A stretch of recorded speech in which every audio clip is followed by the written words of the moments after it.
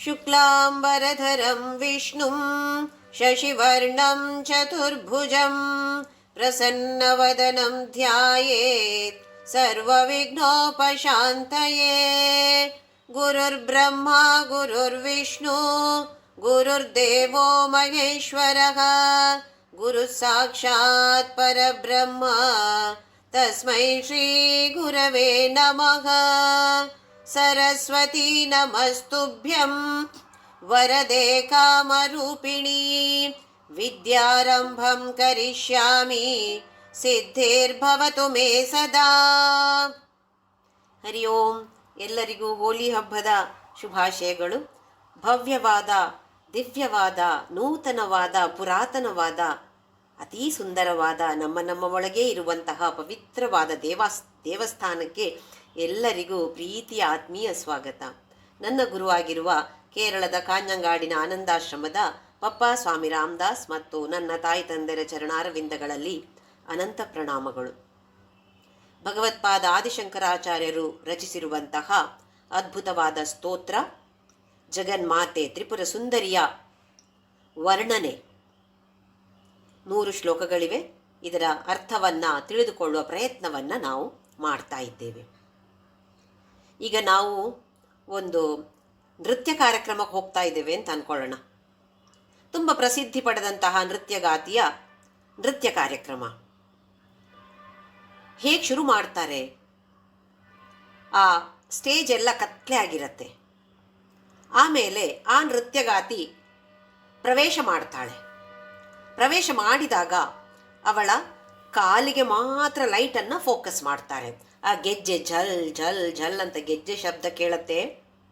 ಸ್ವಲ್ಪ ಸ್ವಲ್ಪ ಸ್ವಲ್ಪ ಸ್ವಲ್ಪ ಮುಂದಕ್ಕೆ ಬಂದ ಹಾಗೆ ಆಮೇಲೆ ಸ್ವಲ್ಪ ಸ್ವಲ್ಪವಾಗಿ ಅವಳನ್ನು ತೋರ್ಸಕ್ಕೆ, ಅವಳ ಕಾಲು ಆಮೇಲೆ ಮೇಲಿನ ಭಾಗ ಎಲ್ಲ ತೋರ್ಸಕ್ಕೆ ಶುರು ಮಾಡ್ತಾರೆ.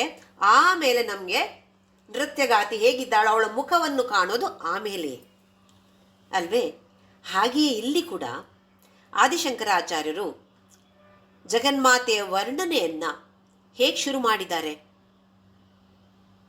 ಅವಳ ಪಾದಧೂಳಿಯ ಮಹಿಮೆಯನ್ನು ವರ್ಣಿಸುತ್ತಾ ಜಗನ್ಮಾತೆಯ ವರ್ಣನೆಯನ್ನು ಮಾಡ್ತಿದ್ದಾರೆ. ಅವಳ ಪಾದಧೂಳಿಯನ್ನು ಕಣ, ಅತೀ ಸಣ್ಣ ಕಣವನ್ನು ಸಂಗ್ರಹಿಸಿ ಬ್ರಹ್ಮ ಎಲ್ಲ ಲೋಕಗಳನ್ನು ಸೃಷ್ಟಿ ಮಾಡ್ತಾನೆ. ಹಾಗೆಯೇ ವಿಷ್ಣು, ಸ್ಥಿತಿಕಾರಕ ವಿಷ್ಣು, ಅವನು ಕೂಡ ಅಷ್ಟೇ ಅವಳ ಪಾದಧೂಳಿಯನ್ನು ಸಂಗ್ರಹಿಸುತ್ತಾ ತನಗೆ ಅವಳು ಕೊಟ್ಟಿರುವಂತಹ ಕೆಲಸವನ್ನು ಶ್ರೀಮನ್ ಮಹಾವಿಷ್ಣು ಮಾಡ್ತಾನೆ. ಶಿವನೂ ಅಷ್ಟೇ ಅವಳ ಪಾದಧೂಳಿಯಿಂದ ಈ ಕೆಲಸವನ್ನು ಮಾಡಲಿಕ್ಕೆ ಅವರಿಗೆ ಸಾಮರ್ಥ್ಯವನ್ನು ಅವರೆಲ್ಲರೂ ಪಡಿತಾರೆ. ನಾವು ಅವರನ್ನೇ ದೇವರು, ಮಹಾದೇವರು ಅಂತ ಕರಿತೇವೆ. ಇವರೆಲ್ಲರೂ ಅವಳ ಕೈಯಲ್ಲಿರುವ ಗೊಂಬೆಗಳು. ಹಾಗಾದರೆ ನಾವೇನು? ನಾವು ಗೊಂಬೆಗಳೇ. ಅಂತಹ ದೇವರುಗಳು ಕೂಡ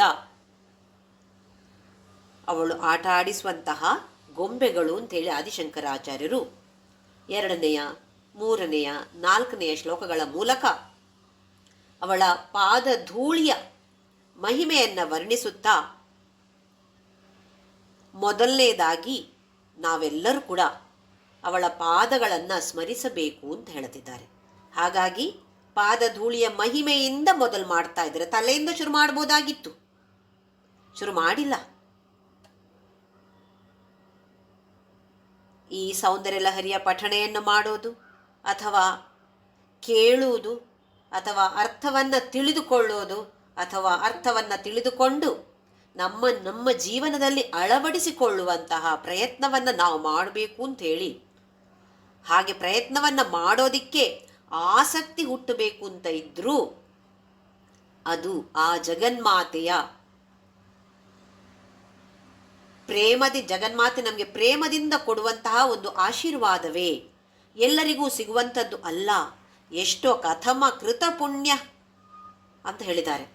ಎಷ್ಟೋ ಜನ್ಮಗಳಿಂದ ನಾವು ಮಾಡಿರುವಂತಹ ಪುಣ್ಯ ಫಲವಾಗಿ ನಮಗೆ ಸೌಂದರ್ಯ ಲಹರಿಯ ಪಠಣ ಅಥವಾ ಅರ್ಥವನ್ನು ತಿಳಿದುಕೊಳ್ಳುವಂತಹ ಒಂದು ಭಾಗ್ಯ ನಮ್ಮದು ಅಂತ ಆದಿಶಂಕರಾಚಾರ್ಯರು ಮೊದಲನೇ ಶ್ಲೋಕದಲ್ಲಿ ಹೇಳಿ ಪಾದಧೂಳಿಯ ಮಹಿಮೆಯನ್ನು ತಿಳಿಸಿ, ಈಗ 5ನೇ ಶ್ಲೋಕ ಯಾವುದರ ಬಗ್ಗೆ ಹೇಳ್ತಿದ್ದಾರೋ ಅಂತ ನೋಡೋಣ.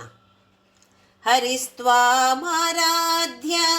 ಪ್ರಣತ ಜನ ಸೌಭಾಗ್ಯ ಜನನೀಂ ಪುರಾನಾರಿ ಭೂತ್ವಾ ಪುರರಿಪುಮಪಿ ಕ್ಷೋಭಮನಯತ್ ಸ್ಮರೋಪಿ ತ್ವಾ ನತ್ವಾ ರತಿನಯನ ಲೇಖ್ಯೇನ ವಪುಷಾ ಮುನೀನಾಮಪ್ಯಂತಃ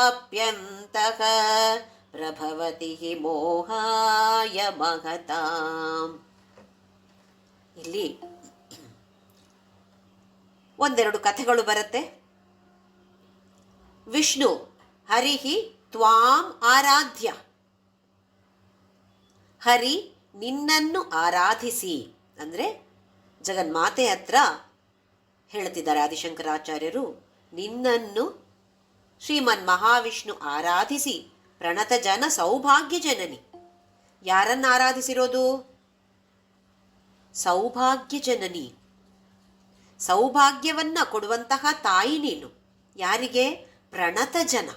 ನತ ಅಂತ ಹೇಳಿದ್ರೆ ನಮಸ್ಕಾರ ಮಾಡುವಂಥದ್ದು, ಪ್ರಣತ ಅಂತ ಹೇಳಿದ್ರೆ ಅತಿಯಾದ ಭಕ್ತಿಯಿಂದ ಯಾರು ನಿನಗೆ ಶರಣು ಬರ್ತಿದ್ದಾರೋ, ಯಾರು ನಿನ್ನ ಪಾದಗಳಿಗೆ ಚರಣಗಳಲ್ಲಿ ನಮಸ್ಕಾರವನ್ನು ಮಾಡುತ್ತಿದ್ದಾರೋ ಅಂತಹವರನ್ನ ಹಿಡಿದೆತ್ತುವಂಥವಳು ನೀನು, ರಕ್ಷಣೆ ಮಾಡುವಂಥವಳು ನೀನು, ಅಂಥವರಿಗೆ ಎಲ್ಲ ಸೌಭಾಗ್ಯವನ್ನು ಕೊಡುವಂತಹ ಮಮತೆಯ ಮಾತೆ ನೀನು.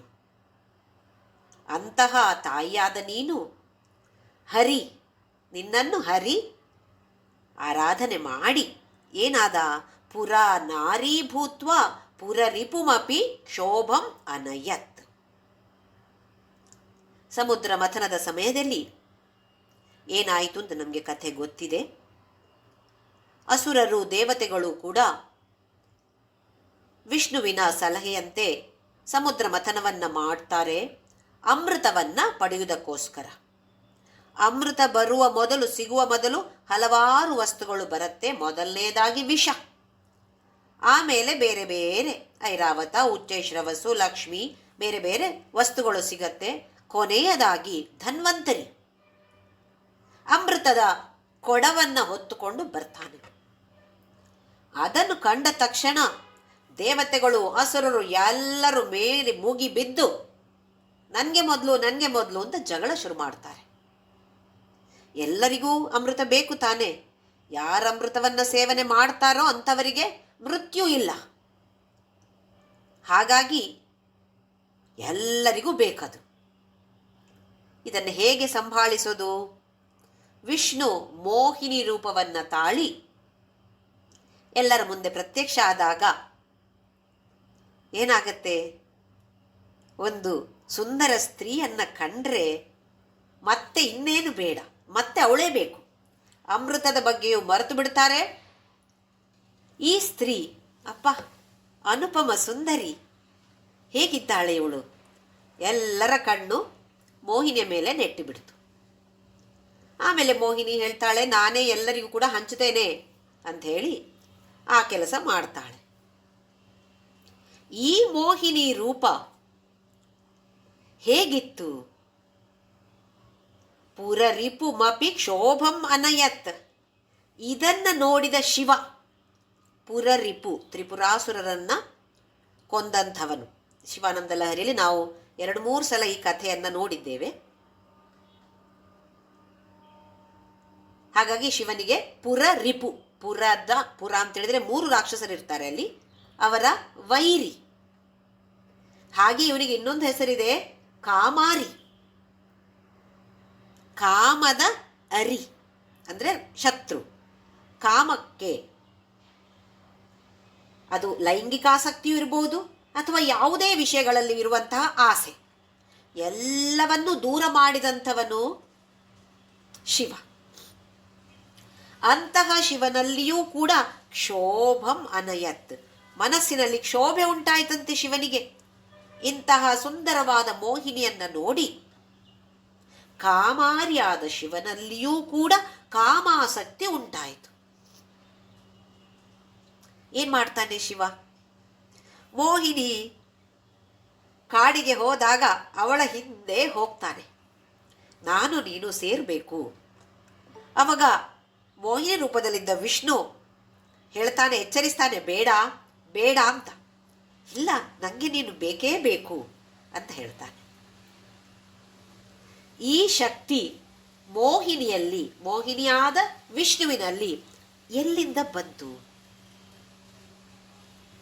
ಅದಕ್ಕೆ ಮೊದಲನೇ ಲೈನಲ್ಲಿ ಹೇಳಿರುವ ವಾಕ್ಯದಲ್ಲಿ ಹೇಳ್ತಾರೆ, ಹರಿಸ್ತ್ವಾಮಾರಾಧ್ಯ, ನಿನ್ನನ್ನ ಆರಾಧನೆ ಮಾಡಿ ಆ ಸಂಮೋಹನ ಶಕ್ತಿ ಇದನ್ನ ವಿಷ್ಣು ಪಡೆದುಕೊಂಡು ಕಾಮಾರಿಯಾದ ಶಿವನ ಮನಸ್ಸಿನಲ್ಲಿಯೂ ಶೋಭೆಯನ್ನು ತರುವಂತೆ ಮಾಡಿದ್ದು ನೀನು ಅನುಗ್ರಹಿಸಿರುವಂತಹ ಸಂಮೋಹನ ಶಕ್ತಿ. ಹಾಗಾದ್ರೆ ಅದಕ್ಕೊಂದು ಎಷ್ಟು ಶಕ್ತಿ ಇದೆ ನೋಡಿ, ಆ ಸಂಮೋಹನಕ್ಕೆ ಏನು ಪವರ್ಫುಲ್ ಇದೆ ನೋಡಿ. ಶಿವನನ್ನೇ ಬಲೆಗೆ ಹಾಕ್ಕೊಂಡಿದ್ದಾಳೆ ಮೋಹಿನಿ ಅಲ್ವೇ? ಹಾಗೆಯೇ ನಮ್ಮಂತಹ ಸಾಮಾನ್ಯ ಮನುಷ್ಯರು ಬೀಳೋದು ಏನು ದೊಡ್ಡ ವಿಷಯ ಅಲ್ಲ. ವಿಶ್ವಾಮಿತ್ರ ಮೇನಕ ನಮ್ಗೆಲ್ರಿಗೂ ಕಥೆ ಗೊತ್ತಿದೆ. ವಿಶ್ವಾಮಿತ್ರ ಕೌಶಿಕ ಅಂತ ಹೇಳುವ ಒಬ್ಬ ರಾಜ, ಕ್ಷತ್ರಿಯ ರಾಜ. ಬೇಟೆ ಆಡ್ತಾ ಆಡ್ತಾ ತನ್ನ ಸೈನ್ಯದೊಂದಿಗೆ ಕಾಡಿಗೆ ಹೋಗಿರ್ತಾನೆ. ಅಲ್ಲಿ ಹಸಿವು ದಾಹ ಎಲ್ಲ ಆಗ್ಬಿಡತ್ತೆ. ಹತ್ತಿರದಲ್ಲಿ ನೋಡಿದರೆ ವಸಿಷ್ಠ ಮುನಿಯ ಆಶ್ರಮ ಕಾಣಿಸ್ತು.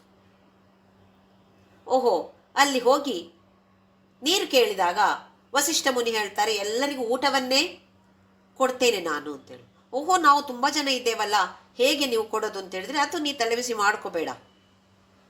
ಅಲ್ಲಿ ಕಾಮಧೇನು ಗೋಮಾತೆ ಇದ್ದಾಳೆ, ಕೇಳಿದ್ದನ್ನೆಲ್ಲ ಕೊಡುವಂತಹ ಕಾಮಧೇನು ಈ ಗೋಮಾತೆ. ಹಾಗೀಗ ಆರ್ಡರ್ ಮಾಡಿ ಆಯಿತು, ಇಷ್ಟು ಜನರಿಗೆ ಊಟ ಅಂತ ಹೇಳಿದಾಗ ಅಷ್ಟು ಜನರಿಗೆ ಊಟ ರೆಡಿ ಆಯಿತು. ಇದೆಲ್ಲ ಸಿದ್ಧವಾದಾಗ, ಆಟೋಮ್ಯಾಟಿಕ್ ಆಗಿ ಸಿದ್ಧವಾದಾಗ ಕೌಶಿಕನಿಗೆ ಈ ಗೋಮಾತೆಯ ಮೇಲೆ ಕಣ್ಣು ಬಿತ್ತು. ನಾನಲ್ವ ರಾಜ, ಇಂತಹ ವಸ್ತುಗಳೆಲ್ಲ ನನ್ನ ಅರಮನೆಯಲ್ಲಿ ಇರಬೇಕಾದದ್ದು. ಹಾಗಾಗಿ ಈ ಕಾಮಧೇನುವನ್ನು ನನಗೆ ಕೊಡು ಅಂತೇಳಿ ವಸಿಷ್ಠ ಮುನಿಯಲ್ಲಿ ಕೇಳಿಕೊಳ್ತಾನೆ. ವಸಿಷ್ಠ ಮುನಿ ಒಪ್ಪೋದಿಲ್ಲ. ಹಾಗೆ ಕಾಮಧೇನುವನ್ನ ತಾನೇ ಎಳೆದುಕೊಂಡು ಹೋಗಕ್ಕೂ ಕೂಡ ಪ್ರಯತ್ನ ಮಾಡ್ತಾನೆ. ಕಾಮಧೇನು ಕೂಡ ಬರೋದಿಲ್ಲ. ಸೋತು ವಾಪಸ್ ಹೋಗಿ ಅದೇ ಬೇಕು ಅಂತ ತಪಸ್ಸು ಶುರು ಮಾಡ್ತಾನೆ.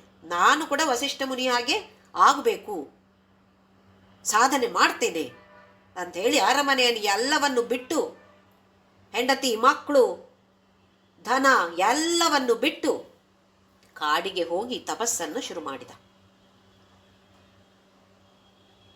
ಉತ್ತಮವಾದ ರೀತಿಯಲ್ಲಿ ತಪಸ್ಸನ್ನು ಮಾಡ್ತಾ ಇದ್ದ. ಹೀಗೆ ಮಾಡಿದಾಗ ನಮ್ಮ ಸ್ವರ್ಗಾಧಿಪತಿಯಾದ ಇಂದ್ರ ಇದ್ದಾನೆ ನೋಡಿ, ದೇವೇಂದ್ರ, ಅವನಿಗೆ ಯಾರು ತಪಸ್ಸು ಮಾಡಿದ್ರು ಸ್ವಲ್ಪ ಭಯವೇ. ಯಾಕೆ? ಅಯ್ಯೋ, ನನ್ನ ಸೀಟು ಎಲ್ಲೂ ಹೋಗುತ್ತೋ. ಅವನಿಗೆ ಹಾಗಿದ್ರೆ ಮತ್ತೆ ನಮ್ಮ ಈ ಮುಖ್ಯಮಂತ್ರಿಗಳಿಗೆಲ್ಲ ಆಗೋದೇನು ದೊಡ್ಡ ವಿಷಯ ಅಲ್ಲ. ಅಬ್ಬೋ, ನನ್ನ ಸೀಟು ಎಲ್ಲೂ ಹೋಗುತ್ತೋ ಅಂತ ಭಯ ಇರೋದು ಏನು ದೊಡ್ಡ ವಿಷಯ ಅಲ್ವಲ್ಲ. ದೇವೇಂದ್ರನಿಗೆ ಹಾಗೆ ಅನಿಸಿದಾಗ ಒಂದು ಪ್ಲಾನ್ ಮಾಡ್ತಾನೆ.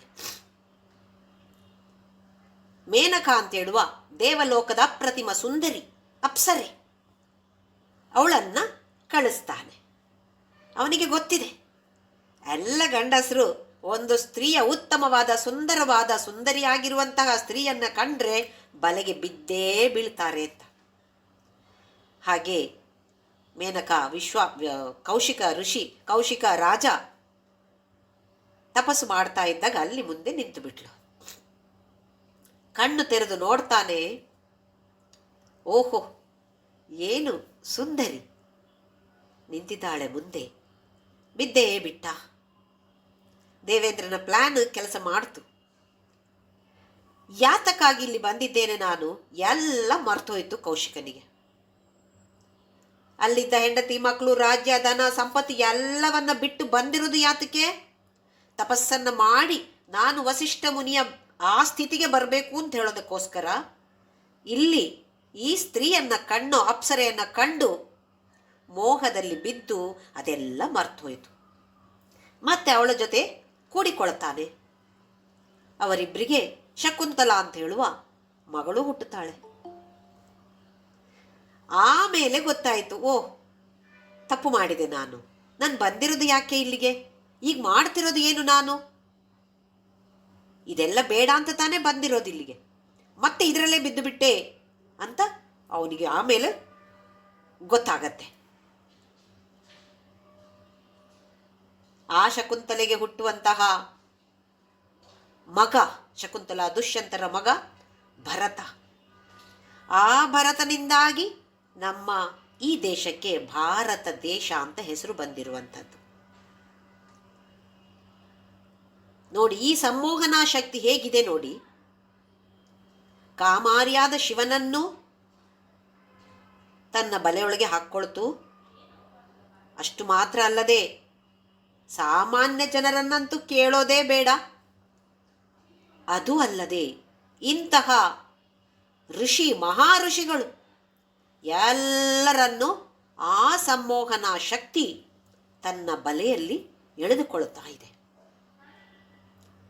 ಎಲ್ಲಿಂದ ಬಂತು ಈ ಸಂಮೋಹನಾ ಶಕ್ತಿ ಅಂತ ನಾವು ಗಮನಿಸಿದಾಗ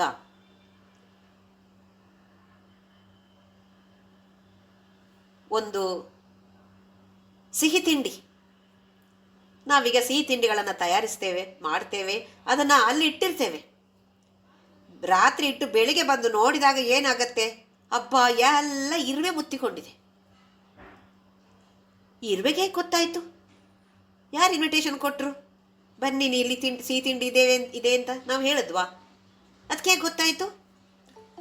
ಆ ಥರದ ಒಂದು ಶಕ್ತಿ, ಇದು ಕೂಡ ಒಂದು ಥರದ ಸಂಮೋಹನಾ ಶಕ್ತಿ.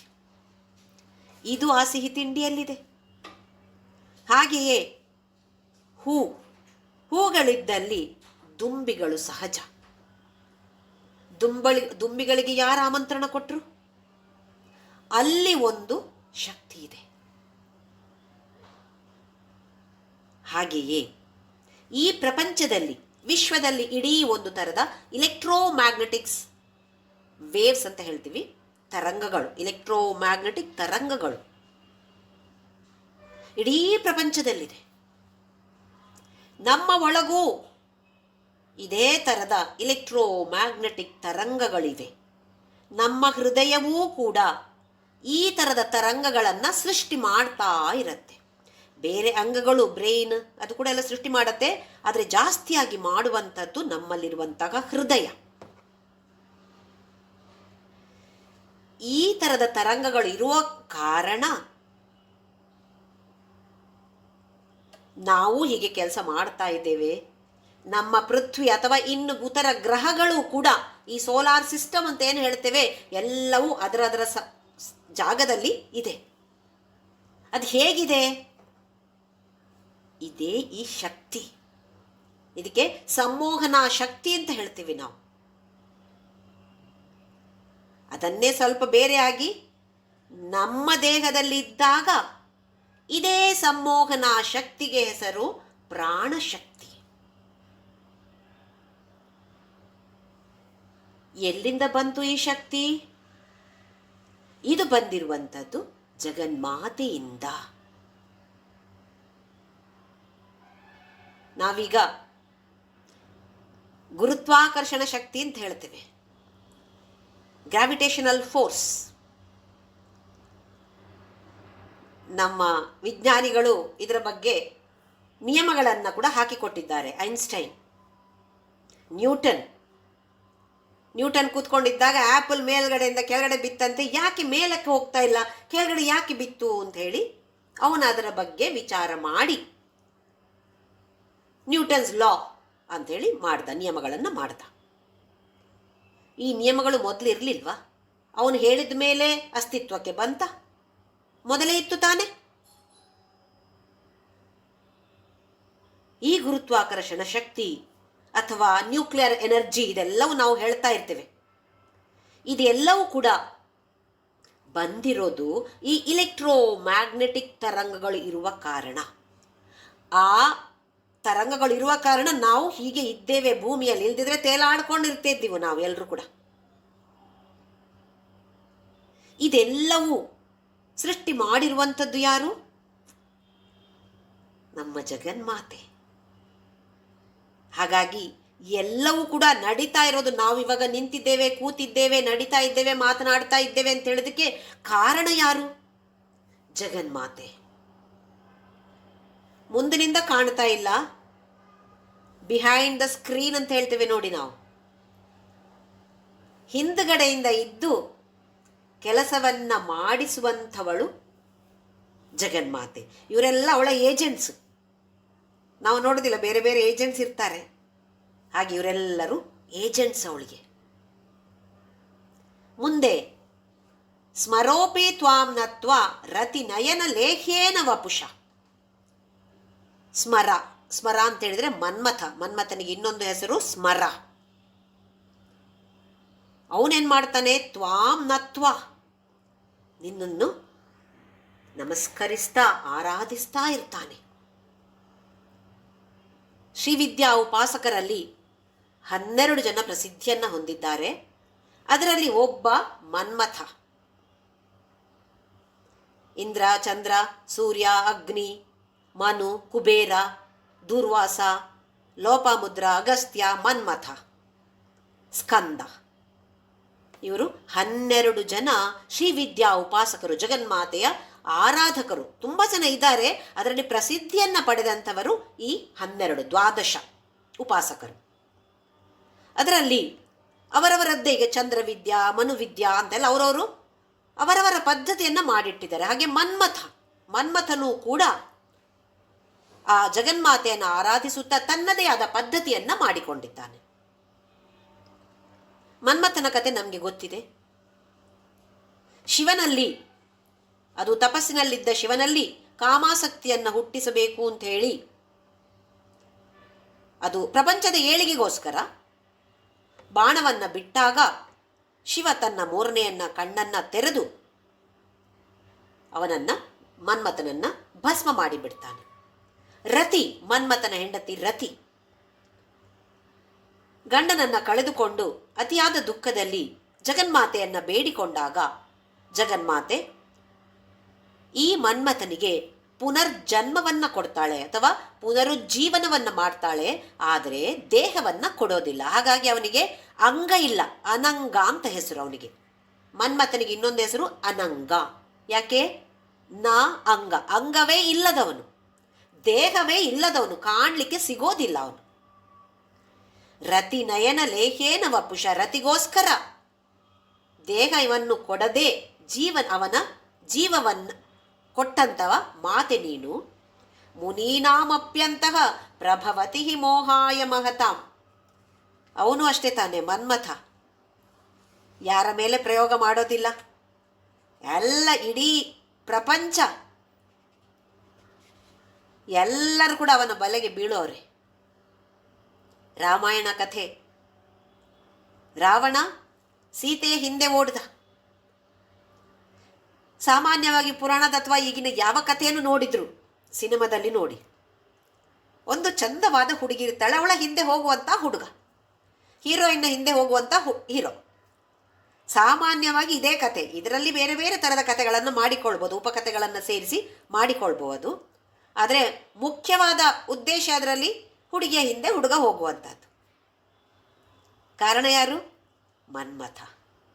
ಅನಂಗ, ಶರೀರವೇ ಇಲ್ಲದಂತಹ ಮನ್ಮಥ ಏನ್ ಮಾಡ್ತಾನೆ?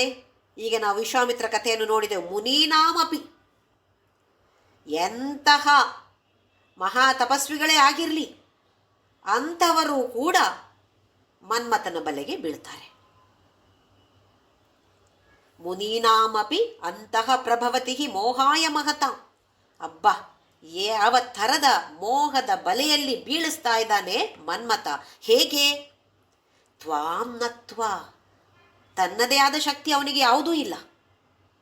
ಅವನು ಶ್ರೀವಿದ್ಯಾ ಉಪಾಸಕನಾಗಿ ನಿನ್ನನ್ನು ಆರಾಧಿಸುವ ಕಾರಣ ಅವನಿಗೆ ಈ ಥರದ ಒಂದು ಶಕ್ತಿಯನ್ನು ನೀನು ದಯಪಾಲಿಸಿದ್ದೀಯ. ಹಾಗಿರುವಾಗ ಇವರೆಲ್ಲರೂ ಕೂಡ ಪ್ರಪಂಚ ಇಡೀ ಬಲೆಗೆ ಬೀಳೋದು ಏನು ದೊಡ್ಡ ವಿಷಯ ಅಲ್ಲ. ಇದಕ್ಕೆಲ್ಲ ಕಾರಣ ನೀನೇ ಅಂತ ಹೇಳ್ತಿದ್ದಾನೆ. ಹಾಗೆ ನೋಡಿ, ಸಂಮೋಹನ ಶಕ್ತಿ ಅಂತ ಹೇಳಿದ್ರೆ ಬೇರೆ ಬೇರೆ ರೀತಿಯಲ್ಲಿ ಕೆಲಸ ಮಾಡ್ತಾ ಇರುತ್ತೆ. ಈ ದೇವಿ ಉಪಾಸಕರಿರ್ತಾರೆ. ಇಲ್ಲಿ ದೇವಿ ಅಂತ ಹೇಳಿದ್ರೆ ಬರೀ ದೇವಿ ಅಂತ ತಗೊಳ್ಳೋದಲ್ಲ, ದೇವ ಅಂತ ಕೂಡ ತಗೊಳ್ಬೋದು. ಯಾರನ್ನೇ ಆಗಲಿ ಉಪಾಸನೆಯನ್ನು ಮಾಡುವಂಥವರು, ಅವರಿಗೊಂದು ಶಕ್ತಿ ಬರುತ್ತೆ. ಅದು ಅವರ ಕೆಲವರ ಮುಖದಲ್ಲಿ ಕಾಣಬಹುದು. ಒಂದು ಕಳೆಯಾಗಿರ್ತಾರೆ. ಅವರು ಏನು ಮಾತಾಡದೇ ಇರ್ಬೋದು. ಕೆಲವು ಸಾಧು ಸಂತರ ಹತ್ರ ನಾವು ಹೋಗಿ ಕೂತ್ರೆ ಏನೋ ಒಂದು ಥರದ ನೆಮ್ಮದಿ ಸಿಗತ್ತೆ ಮನಸ್ಸಿಗೆ. ಎಷ್ಟೋ ಕಷ್ಟ ನಷ್ಟಗಳಿರ್ಬೋದು, ಆದರೆ ಆ ಸಮಯದಲ್ಲಿ ಒಂದು 5 ನಿಮಿಷ ಸಾಕು. ಅವರ ಪಕ್ಕದಲ್ಲಿ ಹೋಗಿ ಕೂತ್ರೆ ಅವರು ಮಾತಾಡಬೇಕಾಗಿಲ್ಲ. ಅನುಗ್ರಹವನ್ನು ನನ್ನ ಅನುಗ್ರಹ ಇದೆ ನಿಮಗೆ ಅಂತ ಹೇಳಬೇಕಾಗಿಲ್ಲ. ಅಲ್ಲಿ ಇರುವಂತಹ ಒಂದು ವಾತಾವರಣವೇ ಪವಿತ್ರವಾಗಿರುತ್ತೆ ಹಾಗೂ ಶಾಂತಿಯುತವಾಗಿರುತ್ತೆ. ಇದು ನಮಗೆಲ್ಲರಿಗೂ ಸಾಧಾರಣವಾಗಿ ಆಗಿರುವಂತಹ ಅನುಭವ. ಅವರಲ್ಲಿ ಒಂದು ಸಂಮೋಹನ ಶಕ್ತಿ, ಎಲ್ಲರನ್ನ ಒಂದು ಆಕರ್ಷಿಸುವಂತಹ ಒಂದು ಶಕ್ತಿ ಇರುತ್ತೆ. ಹೇಗೆ ಜಗನ್ಮಾತೆ ಅನುಗ್ರಹಿಸಿರ್ತಾಳೆ ಅಂಥವರಿಗೆ. ಈ ಶಕ್ತಿಯಲ್ಲಿಯೂ ಕೂಡ ಆಕರ್ಷಣಾ ಶಕ್ತಿ, ಅದರ ವಿರುದ್ಧವಾಗಿ ವಿಕರ್ಷಣಾ ಶಕ್ತಿ ಕೂಡ ಇರುತ್ತೆ. ಯಾವುದೇ ಥರದ ಶಕ್ತಿ ನೋಡಿದರೆ ಅದರಲ್ಲಿ ಎರಡೂ ಇರುತ್ತೆ, ಸಕಾರಾತ್ಮಕ ನಕಾರಾತ್ಮಕ. ಹೇಗೆ ಅಂತ ಹೇಳಿದ್ರೆ, ಉದಾಹರಣೆಗೆ ಹೇಳಬೇಕು ಅಂತಿದ್ರೆ, ನಾವೀಗ ನಮ್ಮ ವಿಜ್ಞಾನ ಕ್ಷೇತ್ರದಲ್ಲಿ ತುಂಬ ನಮ್ಮ ಭಾರತ ದೇಶ ಮುಂದುವರೆದಿದೆ. ಹಲವಾರು ಸ್ಯಾಟಲೈಟ್ಗಳನ್ನು ನಾವು ಕಳಿಸ್ತಾ ಇದ್ದೇವೆ, ಉಪಗ್ರಹಗಳನ್ನು ನಾವು ಕಳಿಸ್ತಾ ಇರ್ತೇವೆ. ಈ ಹೇಗೆ ಕಳಿಸ್ತಾರೆ ಅಂತ ಹೇಳಿದರೆ, ಒಂದು ಸ್ಯಾಟಲೈಟನ್ನು ಮಾಡಿ ಅದೊಂದು ಲಾಂಚಿಂಗ್ ಪ್ಯಾಡ್ ಇರುತ್ತೆ. ಆ ಲಾಂಚಿಂಗ್ ಪ್ಯಾಡಿಂದ ಅದನ್ನು ಲಾಂಚ್ ಮಾಡ್ತಾರೆ. ಎಲ್ಲ ಕಡೆಯಿಂದ ಸುಮ್ಮನೆ ಇಲ್ಲಿಟ್ಟು ಲಾಂಚ್ ಮಾಡೋಕ್ಕಾಗೋದಿಲ್ಲ. ಅದಕ್ಕೆ ಬೇಕಾಗಿರುವಂತಹ ಪದ್ಧತಿ ಪ್ರಕಾರ ಮಾಡಬೇಕಾಗತ್ತೆ. ಅಲ್ಲಿಂದ ಮೇಲಕ್ಕೆ ಉಡಾಯಿಸ್ತಾರೆ. ಉಡಾವಣೆ ಆಗಿ ಮೇಲಕ್ಕೆ ಎಷ್ಟೋ ಒಂದು ಎತ್ತರಕ್ಕೆ ಹೋದ ಮೇಲೆ ಅದರ ಒಂದು ಶೆಲ್ ಇರುತ್ತೆ. ಆ ಶೆಲ್ ವಿಕರ್ಷಣಾ ಶಕ್ತಿ, ಫೋರ್ಸ್ ಆಫ್ ರಿಪಲ್ಷನ್, ಆ ಶಕ್ತಿಯಲ್ಲಿ ಕೆಲಸ ಮಾಡಿ ಈ ಶೆಲ್ ಕೆಳಗಡೆ ಬಂದು ಬರೀ ಗ್ರಹ ಮಾತ್ರ ಮೇಲೆ ಹೋಗುತ್ತೆ. ಈ ಲಾಂಚಿಂಗ್ ಪ್ಯಾಡಿಂದ ಶೆಲ್ ಜೊತೆ ಹೋಗುತ್ತೆ ಉಪಗ್ರಹ. ಒಂದು ಎತ್ತರಕ್ಕೆ ಹೋದ ಮೇಲೆ, ಅದು ಎಷ್ಟು ಅಂತ ವಿಜ್ಞಾನಿಗಳಿಗೆ ಗೊತ್ತಿರುತ್ತೆ, ಅವರು ಅದಕ್ಕೆ ಸೆಟ್ ಮಾಡಿರ್ತಾರೆ. ಹೋದ ಮೇಲೆ ಅಲ್ಲಿ ಮತ್ತೆ ವಿಕರ್ಷಣಾ ಶಕ್ತಿ ಅಲ್ಲಿ ಕೆಲಸ ಮಾಡಿ ಈ ಲಾಂಚಿಂಗ್ ಶೆಲ್ಲನ್ನು ಬಿಟ್ಟು ಅದು ಕೆಳಗಡೆ ಬರುತ್ತೆ. ಉಪಗ್ರಹ ಸ್ಯಾಟಲೈಟ್ ಮಾತ್ರ ಮೇಲಕ್ಕೆ ಹೋಗುತ್ತೆ. ಆಕರ್ಷಣ ವಿಕರ್ಷಣ ಎರಡೂ ಇರುತ್ತೆ. ಅಂದರೆ ದ್ವೈತ, ಡ್ಯುವೆಲ್ ಆಗಿರುತ್ತೆ ಅದು. ಹಾಗೆ ನಮ್ಮಲ್ಲಿ ನೋಡು, ಸುಖ ಹಾಗೆಯೇ ದುಃಖ. ಸುಖ ಅಂತ ಹೇಳೋದು ಆಕರ್ಷಣಾ ಶಕ್ತಿ, ದುಃಖ ಅಂತ ಹೇಳೋದು ವಿಕರ್ಷಣಾ ಶಕ್ತಿ. ಬಿಸಿ ಚಳಿ ತಣ್ಣಗೆ ಅಲ್ವೇ? ಇದೇ ಥರ ರಾತ್ರಿ ಹಗಲು ಎಲ್ಲವೂ ಕೂಡ ಒಂದು ಆಕರ್ಷಣಾ ಶಕ್ತಿ, ಇನ್ನೊಂದು ವಿಕರ್ಷಣಾ ಶಕ್ತಿ. ಎರಡು ಕೂಡ ಯಾವತ್ತು ಜೊತೆಯಾಗಿ ಇರುವಂಥದ್ದು. ಕೆಲವರನ್ನು ಕಂಡ್ರೆ ಮ್ಯಾಗ್ನೆಟ್ ಥರ ಅಟ್ರಾಕ್ಟ್ ಮಾಡ್ತಾರೆ. ಇನ್ನು ಕೆಲವರನ್ನು ಕಂಡ್ರೆ ಒಬ್ಬೊಬ್ಬ ಇವರ ಹತ್ರವೇ ಹೋಗೋದು ಬೇಡಪ್ಪ, ನನ್ನನ್ನು ನೋಡ್ತಿದ್ರೆ ಸಾಕವರು, ಮತ್ತೆ ಶುರು ಮಾಡಿದ್ರೋ ಮತ್ತೆ ಬಿಡೋದಿಲ್ಲ ಅಂತ ಕೆಲವರ ಜೊತೆ ನಮಗೆ ಅನುಭವ ಆಗಿರುತ್ತೆ. ನೋಡಿ, ಆ ವಿಪರೀತ ಮಾತಾಡ್ತಾರೆ. ಅವರವರ ಬಗ್ಗೆ ಹೇಳಿಕೊಳ್ಳೋದಿದ್ರೆ ನಮಗೆ ಕೇಳೋಕ್ಕೆ ಏನೂ ಆಸಕ್ತಿ ಇರೋದಿಲ್ಲ. ಅಂಥವ್ರನ್ನು ಕಂಡಾಗ ದೂರದಿಂದಲೇ ಅಬ್ಬಾ ನನ್ನನ್ನು ನೋಡದಿದ್ದರೆ ಸಾಕು ಅಂತ ನಾವು ಹೇಳ್ತೀವಿ. ಇದು ವಿಕರ್ಷಣಾ ಶಕ್ತಿ. ಆಕರ್ಷಣಾ ಶಕ್ತಿ ಇದ್ದ ಹಾಗೆ ವಿಕರ್ಷಣಾ ಶಕ್ತಿಯೂ ಇರುತ್ತೆ. ಇದು ಎಲ್ಲದರ ಹಿಂದೆ ಇರೋದು ಯಾರು? ಜಗನ್ಮಾತೆ. ಈ ಶ್ಲೋಕ ಒಂದು ಮಂತ್ರ, ಪ್ರತಿಯೊಂದು ಶ್ಲೋಕ ಒಂದು ಮಂತ್ರ. ಏನು ಮಾಡತ್ತೆ ಅಂತೇಳಿದರೆ ಪುರುಷ ವಶ್ಯ, ಪುರುಷರನ್ನ ವಶೀಕರಣ ಮಾಡುವಂತಹ ಒಂದು ಸಾಮರ್ಥ್ಯ ಈ ಮಂತ್ರವನ್ನು ಪಠಿಸೋರಿಗೆ ಸಿಗತ್ತೆ. ಯಾರು ಈ ಪುರುಷರು ಅಂದರೆ? ದಾರಿಯಲ್ಲಿ ಹೋಗೋ ಪುರುಷರನ್ನೆಲ್ಲ ನಮ್ಮ ಬಲೆಯಲ್ಲಿ ಹಾಕಿಕೊಳ್ಳುವಂಥದ್ದೇ ಖಂಡಿತವಾಗಿಯೂ ಅಲ್ಲ. ನಮ್ಮಲ್ಲಿಯೇ ಪುರುಷ ತತ್ವ ಇದೆ, ಸ್ತ್ರೀ ತತ್ವ ಇದೆ. ಅಂದರೆ ಅರ್ಧ ನಾರೀಶ್ವರ ತತ್ವ ಇದು. ನಮ್ಮಲ್ಲಿರುವ ಕೆಲವು ಗುಣಗಳನ್ನು ಪುರುಷ ಗುಣ ಅಂತ ಹೇಳ್ತಾರೆ, ಇನ್ನು ಕೆಲವು ಗುಣಗಳನ್ನು ಸ್ತ್ರೀ ಗುಣಗಳು ಅಂತ ಹೇಳ್ತಾರೆ. ಈ ಸ್ತ್ರೀ ಗುಣ ಅಂತ ಹೇಳಬೇಕಿದ್ರೆ ಈಗ ಲಜ್ಜೆ ಅಂತ ಹೇಳೋದು ಸ್ತ್ರೀ ಗುಣವಾದರೂ ಪುರುಷರಲ್ಲಿಯೂ ಇರಬೇಕು. ಯಾವುದಾದ್ರೂ ಕೆಲಸ ಮಾಡಬೇಕಿದ್ರೆ ಒಂದು ಲಜ್ಜೆ ಬೇಕು. ಓಹೋ, ಇದು ತಪ್ಪ, ಇದು ಸರಿ ಅಲ್ವಾ, ಅಧರ್ಮವೋ ಇದು. ಅಲ್ಲಿ ಲಜ್ಜೆ ಇಲ್ಲದಿದ್ದರೆ ಅಧರ್ಮದ ಕೆಲಸ. ಲಂಚ ತೆಗೆದುಕೊಳ್ಳುವಾಗ ಅಲ್ಲಿ ಲಜ್ಜೆ ಬೇಕು. ಲಜ್ಜೆ ಇದೆಯೋ ಲಂಚ ತೆಗೆದುಕೊಳ್ಳೋದಿಲ್ಲ. ಅಟ್ಲೀಸ್ಟ್ ಬೇರೆಯವರಿಗೆ ಆದರೂ ಅವ್ರು ನನ್ನನ್ನು ಏನು ಹೇಳ್ತಾರೋ ಈ ಒಂದು ಭಯದಿಂದ ಆದರೂ ಲಂಚ ತೆಗೆದುಕೊಳ್ಳೋದಿಲ್ಲ. ಅದೇ ಲಜ್ಜೆ ಇಲ್ವೋ ಏನು ಬೇಕಿದ್ರೂ ಮಾಡ್ತಾರೆ. ಹಾಗೆಯೇ ಧೈರ್ಯ ಅಂತ ಹೇಳೋದು ಪುರುಷ ಗುಣ ಅಂದರೆ ಪುರುಷರಲ್ಲಿ ಮಾತ್ರ ಇರೋದು ಅಂತಲ್ಲ, ಸ್ತ್ರೀಯರಲ್ಲೂ ಇರುತ್ತೆ. ಆದರೆ ಸ್ವಲ್ಪ ಕಡಿಮೆ ಯಾರಲ್ಲಿ ಇದೆಯೋ. ಕೆಲವರಿಗೆ ನೋಡಿ ಎಲ್ಲ ಒಂದು ಕಂಡ್ರೆ ಒಂದು ಭಯ, ಪ್ರಾಣಿ ಕಂಡ್ರೆ ಭಯ, ಮನುಷ್ಯರನ್ನು ಕಂಡ್ರೆ ಭಯ, ಮನೆಯಲ್ಲಿ ಅತ್ತೆ ಮಾವ ಅಂತ ಹೇಳಿದರೆ ಭಯ, ಗಂಡನಿಗೆ ಹೆಂಡತಿ ಅಂದರೆ ಭಯ, ಹೆಂಡತಿಗೆ ಗಂಡ ಅಂದರೆ ಭಯ. ಇದೆಲ್ಲ ಹೋಗಬೇಕು, ಉತ್ತಮ ಗುಣಗಳು ನಮಗೆ ಸಿಗಬೇಕು ಅಂತಾದರೆ ಈ ಮಂತ್ರವನ್ನು ಪಠಿಸಿ ಅಂತ ತಂತ್ರಶಾಸ್ತ್ರ ಹೇಳುತ್ತೆ. ಮತ್ತೆ ನೋಡಿ, ನನಗೆ ಗೊತ್ತಿದ್ದ ರೀತಿಯಲ್ಲಿ ಅದು ಯಾವ ಶ್ಲೋಕ ಯಾವುದಕ್ಕೆ ಉಪಯೋಗ ಅಂತ ಹೇಳ್ತಾ ಇರ್ತೇನೆ, ನನಗೆ ಗೊತ್ತಿದ್ದ ರೀತಿಯಲ್ಲಿ. ಆದರೆ ನಮ್ಮ ಲಕ್ಷ್ಯ ಅದರಲ್ಲಿ ಇರಬಾರ್ದು. ಅದು ನನಗೆ ಯಾವುದು ಒಳ್ಳೆಯದೋ ಅವಳಿಗೆ ಗೊತ್ತಿದೆ, ಅವಳದನ್ನು ಕೊಟ್ಟರೆ ಸಾಕು. ನಾನಾಗಿಯೇ ಇದಕ್ಕೆ ಬೇಕಾಗಿ ನಾನಿದನ್ನು ಹೇಳೋದಿಲ್ಲ, ಹೇಳಬಾರ್ದು ಅಂತ ಇಲ್ಲ. ಯಾಕೆ ಅಂತೇಳಿದರೆ ನಾವೆಲ್ಲರೂ ಕೂಡ ಲೌಕಿಕ ಪ್ರಪಂಚದಲ್ಲಿ ಗೃಹಸ್ಥಾಶ್ರಮಿಗಳಾಗಿರುವಂಥವರು ಹಲವಾರು ಕಷ್ಟಗಳನ್ನು ಬೇರೆ ಬೇರೆ ರೀತಿಯಲ್ಲಿ ಬೇರೆಯವರು ಅನುಭವಿಸ್ತಾ ಇರ್ಬೋದು. ಅದರಿಂದ ಹೊರಗಡೆ ಬರಬೇಕಾಗಿದೆ ಅಂತ ಆದರೆ ಕೆಲವು ಶ್ಲೋಕಗಳ, ಕೆಲವು ಮಂತ್ರಗಳ ಪುನರುಚ್ಚಾರಣೆ ನಮಗೆಲ್ಲರಿಗೂ ಬೇಕಾಗತ್ತೆ. ಹಾಗಾಗಿ ಅದಕ್ಕೋಸ್ಕರ ಮಾಡಿದರೂ ತಪ್ಪು ಅಂತ ಹೇಳೋದಿಲ್ಲ. ಯಾಕೆಂದರೆ ಇದು ಧಾರ್ಮಿಕವಾಗಿ ನಾವು ಮಾಡುವಂಥದ್ದು. ಮುಂದಿನ ಶ್ಲೋಕ, 6ನೇ ಶ್ಲೋಕ. ಧನು ಪೌಷ್ಪಂ ಮೌರ್ವಿ ಮಧುಕರಮಯೀ ಪಂಚವಿಶಿಖಾ ವಸಂತ ಸಾಮಂತೋ ಮಲಯ ಮರುದಾಯೋ ಧನರಥಃ ತಥಾಪ್ಯೇಕ ಸರ್ವಂ ಹಿಮಗಿರಿಸುತೆ ಕಾಮಪಿ ಕೃಪಾಂ ಅಪಾಂಗಾತೆ ಲಬ್ಧ್ವಾ ಜಗದಿದಮನಂಗೋ ವಿಜಯತೆ. ಜಗತ್ ಇದಂ ಅನಂಗೋ ವಿಜಯತೆ. ಈಗ ತಾನೇ ನೋಡಿದ್ವಿ, ಅನಂಗ ಅಂತ ಹೇಳಿದರೆ ಮನ್ಮಥ, ಸ್ಮರ, ಅನಂಗ ಇದೆಲ್ಲವೂ ಮನ್ಮಥನಿಗಿರುವಂತಹ ಹೆಸರು, ಕಾಮದೇವ. ಅವನ ಬಗ್ಗೆ ಹೇಳ್ತಿದ್ದಾರೆ. ಅವನು ಹೇಗೆ ವಿಜಯವನ್ನು ಸಾಧಿಸ್ತಾನೆ.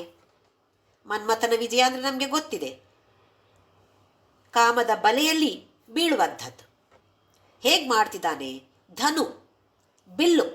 ಮನ್ಮಥನ ಬಿಲ್ಲಿನ ಹೆಸರು ಪೌಂಡ್ರ. ಪೌಷ್ಪಂ ಮೌರ್ವಿ ಅಂತ ಹೇಳಿದರೆ ಅದರಲ್ಲೊಂದು ದಾರ ಇರುತ್ತೆ ನೋಡಿ, ಹೆದೆ ಅಂತ ಹೇಳ್ತೀವಿಲ್ಲ, ಬಿಲ್ಲಿನ ಹೆದೆ. ಯಾವ ಥರದ ಹೆದೆ? ಹೆಡೆ ಅಲ್ಲ, ಹೆದೆ ಅಂದರೆ ಒಂದು ಕಟ್ಟಿರುವಂತಹ ಒಂದು ಹಗ್ಗ ಇರುತ್ತೆ, ಅದಕ್ಕೆ ಸ್ಟ್ರಿಂಗ್. ಆ ಹಗ್ಗ ಯಾವುದ್ರದ್ದದು? ಪುಷ್ಪಗಳ ಹಗ್ಗ. ಆಮೇಲೆ ಮಧುಕರಮಯೀ ಪಂಚವಿಶಿಖಾ, 5 ಬಾಣಗಳಿವೆ. ಆ ಬಾಣಗಳು ಹೇಗಿವೆ? ಅವು ಕೂಡ ಮಧುಕರಮಯಿ, ಮಧುವಿಂದ ತುಂಬಿರುವಂತಹ ಹೂಗಳು. 5 ಬಾಣಗಳಿರುವಂಥದ್ದು. ಮನ್ಮಥನ ಹತ್ರ ಹೆಚ್ಚು ಬತ್ತಳಿಕೆಯಲ್ಲಿ ಹೆಚ್ಚು ಬಾಣಗಳಿಲ್ಲ, 5 ಬಾಣಗಳು ಸಾಕಾಗತ್ತೆ ಅವನಿಗೆ. ಈ 5 ಬಾಣಗಳಲ್ಲಿ ಬೀಳ್ಸಕ್ಕೆ ಅವನಿಗೆ ಸಾಕಾಗತ್ತೆ. ಇದು ವಸಂತಃ ಸಾಮಂತೋ. ಇಲ್ಲಿ ವಸಂತ ಅಂತ ಹೇಳಿದರೆ ವಸಂತ ಋತು, ಈಗ ನಡೀತಿರುವಂತಹ ವಸಂತ ಋತು. ನಮಗೆ ಗೊತ್ತಿರುವ ಹಾಗೆ 6 ಋತುಗಳಿವೆ. ವಸಂತ, ಗ್ರೀಷ್ಮ, ವರ್ಷ, ಶರದ್, ಹೇಮಂತ, ಶಿಶಿರ. ಈ ವಸಂತ ಋತು ಮನ್ಮಥನಿಗೆ ಸಾಮಂತ ಅಂದರೆ ಮಂತ್ರಿ, ಅಂದರೆ ಸಹಾಯವನ್ನ ಮಾಡುವಂಥವನು. ಮಂತ್ರಿ ಅಂತ ಹೇಳಿದ್ರೆ ಸಹಾಯವನ್ನ ಮಾಡುವಂಥವನು ರಾಜನಿಗೆ. ಹಾಗೆ ಈಗ ಕಾಮದೇವನಿಗೆ ಈ ವಸಂತ ಋತು ಮಂತ್ರಿಯ ಹಾಗೆ. ಬಹುಶಃ ವಸಂತ ಋತುವಿನಲ್ಲಿ ಜಾಸ್ತಿ ಎಲ್ಲರೂ ಕಾಮದಲ್ಲಿ ಬೀಳ್ತಾರೆ ಏನೋ ಗೊತ್ತಿಲ್ಲ ನನಗೆ. ಹಾಗಾಗಿ ವಸಂತ ಸಾಮಂತ ಅಂತ ಹೇಳ್ತಿದ್ದಾರೆ ಆದಿಶಂಕರಾಚಾರ್ಯರು. 2 ತಿಂಗಳು, ಮಂತ್ರಿ ಹೆಚ್ಚು ಸಮಯ ಇಲ್ಲ. ಪ್ರತಿಯೊಂದು ಋತು 2 ತಿಂಗಳಿರುವಂಥದ್ದು. ಹಾಗಾಗಿ ಇಲ್ಲಿ 2 ತಿಂಗಳಿರುವಂತಹ ಮಂತ್ರಿ ಮಲಯ ಮರುದಾಯೋಧನ ರಥಃ. ಮಲಯ ಮರುತ್ ಆಯೋಧನ ರಥಃ. ಯುದ್ಧಕ್ಕೆ ರಥ ಯಾವುದು? ಮನ್ಮಥನ ರಥ ಯಾವುದು ಅಂತ ಹೇಳ್ತಿದ್ದಾರೆ? ಮಲಯ ಮಾರುತ, ದಕ್ಷಿಣದಿಂದ ಬೀಸುವಂತಹ ಗಾಳಿ. ಯಾವತ್ತೂ ಇರತ್ತಾ ಈ ದಕ್ಷಿಣದಿಂದ ಬರುವಂತಹ ಗಾಳಿ? ಇಲ್ಲ, ಯಾವತ್ತೂ ಅವಾಗ ಇರತ್ತಷ್ಟೇ. ಆ ರಥದಲ್ಲಿ ಕೂತು ಯುದ್ಧವನ್ನು ಮಾಡ್ತಾನೆ ಮನ್ಮಥ. ಯಾರ ಜೊತೆ? ನಾವೆಲ್ಲರೂ ಬೀಳಲಿಲ್ವಾ? ನಾವೆಲ್ಲರೂ ಬಿದ್ದಿದ್ದೇವೆ ತಾನೆ ಅವನ ಬಲೆಯಲ್ಲಿ. ವಸಂತ ಋತು 2 ತಿಂಗಳಿರುವಂತಹ ಈ ಋತು ಅವನ ಮಂತ್ರಿ. ಆಗಾಗ ದಿನ ಯಾವತ್ತೂ ಬೀಸುವಂತಹ ಗಾಳಿ ಅಲ್ಲ, ಆಗಾಗ ಬೀಸುವಂತಹ ಗಾಳಿ ಅವನ ರಥ. ತಥಾಪ್ಯೇಕಃ ಸರ್ವಂ ಹಿಮಗಿರಿಸುತೆ ಕಾಮಪಿ ಕೃಪಾಂ ಅಪಾಂಗಾತ್ತೆ ಲಬ್ಧ್ವಾ ಜಗದ್ ಇದಂ ಅನಂಗೋಭಿಜಯತೆ. ಹೀಗಿದ್ರೂ ಕೂಡ ದೊಡ್ಡ ಸಪೋರ್ಟ್ ಯಾರ್ದು ಇಲ್ಲ ಅವನಿಗೆ. ಆದ್ರೂ ಕೂಡ ಇಡೀ ವಿಶ್ವವನ್ನ ತನ್ನ ಬಲೆಯಲ್ಲಿ ಬೀಸ್ತಾ ಇದ್ದಾನೆ ಮನ್ಮಥ. ಇದಕ್ಕೆ ಕಾರಣ ಏನು? ಅಪಾಂಗಾತ್ತೆ, ನಿನ್ನ ಅಪಾಂಗ ವೀಕ್ಷಣ, ಕಡೆ ಕಣ್ಣಿನ ನೋಟ. ಒಂದು ನಿನ್ನ ಕಡೆ ಕಣ್ಣಿನ ನೋಟದಿಂದ ಅವನಿಗಿಷ್ಟೊಂದು ಶಕ್ತಿ ಸಿಕ್ಕಿದೆ. ಅನಂಗ, ದೇಹವೇ ಇಲ್ಲದವನು. ನಾವು ಅಂಗ ಇರುವವರು, ಎಲ್ಲ ಅಂಗವು ಸರಿಯಾಗಿ ಕೆಲಸ ಮಾಡುವಂಥ ದೇಹ ಇರುವಂತಹ ನಾವು ಯಾವ ಥರದ ಅನುಗ್ರಹವನ್ನು ಪಡಿಬೇಕು? ಹಾಗಾದ್ರೆ ಪಡಿಬೇಕು ಅಂತಾದರೆ ಆರಾಧನೆಯನ್ನು ಮಾಡಬೇಕು ತಾನೇ. ಸುಮ್ಮನೆ ನಮಗೆ ದೇಹ ಇದ್ದ ತಕ್ಷಣ ಸಿಗತ್ತೇನು ಅವಳ ಅನುಗ್ರಹ? ಅವಳ ಆರಾಧನೆಯನ್ನು ಮಾಡಬೇಕಾಗಿದೆ. ಅವನು ಮಾಡಿದ ರೀತಿಯಲ್ಲಿ, ಮನ್ಮಥ ಮಾಡಿದ ರೀತಿಯಲ್ಲಿ, ಆ ಪದ್ಧತಿಯಲ್ಲಿ, ಮನ್ಮಥ ವಿದ್ಯೆಯಲ್ಲಿ ಪ್ರಕಾರ ನಮಗೆ ಶ್ರೀವಿದ್ಯಾ ಉಪಾಸನೆ ಮಾಡೋದು ಸಾಧ್ಯ ಇಲ್ಲ. ಆದರೆ ಅವಳನ್ನು ಮನಸ್ಸಿನಲ್ಲಿ ನೆನೆಸಿಕೊಂಡು ಒಂದು 5 ನಿಮಿಷ ಆರಾಧನೆಯನ್ನು ಮಾಡಬಹುದು ತಾನೆ. ಏನಾಗತ್ತೆ ಈ ಶ್ಲೋಕದ ಪಠಣೆಯಿಂದ?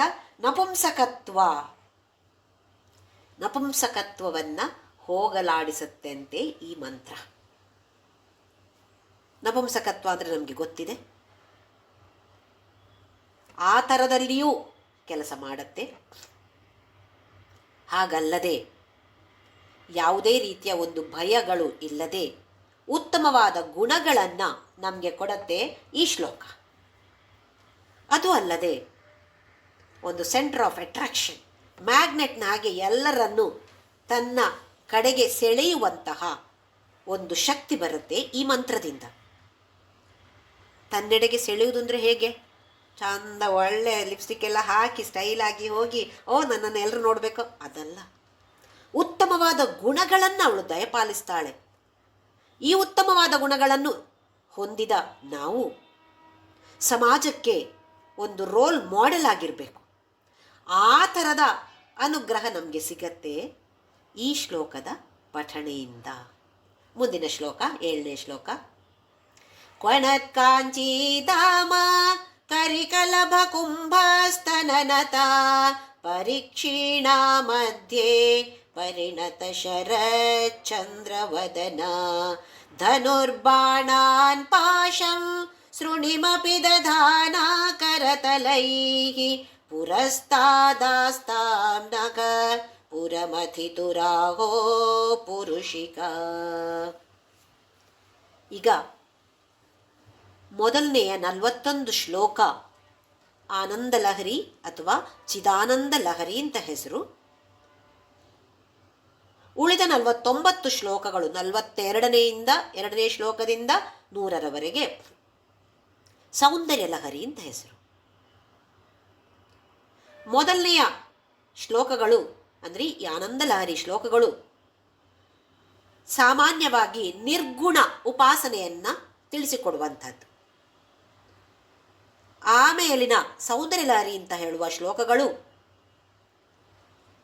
ಅಂಗಗಳ ವರ್ಣನೆ, ಅವಳ ಕಿರೀಟದಿಂದ ಹಿಡಿದು ಕಾಲ ಬೆರಳಿನವರೆಗೆ ಪ್ರತಿಯೊಂದು ಅಂಗದ ವರ್ಣನೆಯನ್ನು ಮಾಡುವಂಥದ್ದು 42ನೇ ಶ್ಲೋಕದಿಂದ. ನಿರ್ಗುಣ ಉಪಾಸನೆ ಮಾಡಬೇಕು ಅಂತಾದರೆ ಸ್ವಲ್ಪವಾದರೂ ಅವಳ ಬಗ್ಗೆ ನಮಗೆ ಅವಳು ಹೇಗಿದ್ದಾಳೆ ಅಂತ ತಿಳ್ಕೋಬೇಕಾಗಿದೆ. ಸುಮ್ಮನೆ ನಿರ್ಗುಣ ಉಪಾಸನೆ ಮಾಡಿ ಅಂತೇಳಿ ನಮಗೇನು ಮಾಡೋಕ್ಕಾಗೋದಿಲ್ಲ. ಹಾಗಾಗಿ ಇಲ್ಲಿ ಆದಿಶಂಕರಾಚಾರ್ಯರು ಅವಳು ಹೇಗಿದ್ದಾಳೆ ಅವಳ ವರ್ಣನೆಯನ್ನು ಮಾಡಿ ಮುಂದಿನ ಶ್ಲೋಕದಲ್ಲಿ ಅವಳು ಎಲ್ಲಿ ವಾಸ ಮಾಡ್ತಾಳೆ ಇದರ ಬಗ್ಗೆ ವರ್ಣನೆಯನ್ನು ಅದ್ಭುತವಾಗಿ ಮಾಡ್ತಿದ್ದಾರೆ. ಕ್ವಣತ್ ಕಾಂಚೀಧಾಮ,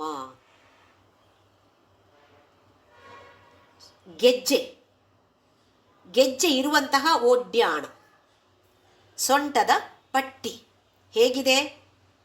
ಸಣ್ಣ ಸಣ್ಣ ಅದರಲ್ಲಿ ಗೆಜ್ಜೆಗಳಿವೆ.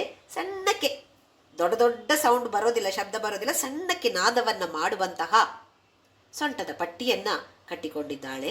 ಕರಿ ಕಲಬ ಕುಂಭಸ್ತನನತ, ಅವಳ ವಕ್ಷಸ್ಥಲ ಹೇಗಿದೆ ಅಂತೇಳಿದರೆ ಮರಿ ಆನೆಯ ಥರ ಇದೆ. ಇಡೀ ವಿಶ್ವಕ್ಕೆ ಆಹಾರವನ್ನು ಕೊಡುವಂತಹ ತಾಯಿ ಅವಳು. ಹಾಗಾಗಿ ವಕ್ಷಸ್ಥಲ ತುಂಬ ದೊಡ್ಡದಾಗಿದೆ, ಭಾರವಾಗಿದೆ. ಅದು ಭಾರವಾಗಿರುವ ಕಾರಣ ನತ, ಅವಳ ಇಡೀ ದೇಹವೇ ಸ್ವಲ್ಪ ಮುಂದಕ್ಕೆ ಬಾಗಿದೆ ಅಂತೆ. ಯಾಕೆ? ಸ್ತನಗಳು ಭಾರವಾಗಿವೆ, ತುಂಬಿಕೊಂಡಿವೆ, ಭಾರವಾಗಿದೆ. ಹಾಗಾಗಿ ದೇಹವೇ ಸ್ವಲ್ಪ ಮುಂದಕ್ಕೆ ಬಾಗಿದೆ. ಪರೀಕ್ಷೀಣ ಮಧ್ಯೆ ಅಂತೇಳಿದ್ರೆ ನಡು, ಸೊಂಟ ಹೇಗಿದೆ? ಕ್ಷೀಣ, ಬರೀ ಕ್ಷೀಣ ಅಲ್ಲ, ಪರೀಕ್ಷೀಣ, ತುಂಬ ಸಣ್ಣದಾಗಿದೆ. ನಮ್ಮಾಗಲ್ಲ, ನಮಗಿದೆ ತಾನೇ ದೊಡ್ಡ ಕಷ್ಟ. ಸೊಂಟವೇ ಇಟ್ಟು ದಪ್ಪ ಆಗ್ಬಿಡುತ್ತೆ. ಹೊಟ್ಟೆ ಏನು ಹೊಟ್ಟೆ ಬರುತ್ತೆ ನಮಗೆ, ಒಂದು ಹೆತ್ತ ಆಯಿತೋ ಇಷ್ಟು ದೊಡ್ಡ ಹೊಟ್ಟೆ ಬಂದುಬಿಡುತ್ತೆ ನಮಗೆಲ್ರಿಗೂ. ಅವಳು ಹಾಗಲ್ಲ, ಪರೀಕ್ಷೀಣ ಮಧ್ಯೆ, ಬಹಳ ಕ್ಷೀಣವಾದ ನಡು. ಪರಿಣತ ಚಂದ್ರವದನ, ಶರದೃತುವಿನಲ್ಲಿ ಬರುವಂತಹ ಪೂರ್ಣಿಮಾ ಚಂದ್ರ. ಶರದೃತು ಅಂತ ಹೇಳಿದ್ರೆ ನಮ್ಮ ನವರಾತ್ರಿಯ ಸಮಯ, ಶರನ್ನವರಾತ್ರಿ. ಶರದೃತಿನಲ್ಲಿ ಬರುವಂತಹ ನವರಾತ್ರಿಗೆ ಹೆಸರು ಶರನ್ನವರಾತ್ರಿ ಅಂತ. ಆ ಸಮಯದಲ್ಲಿ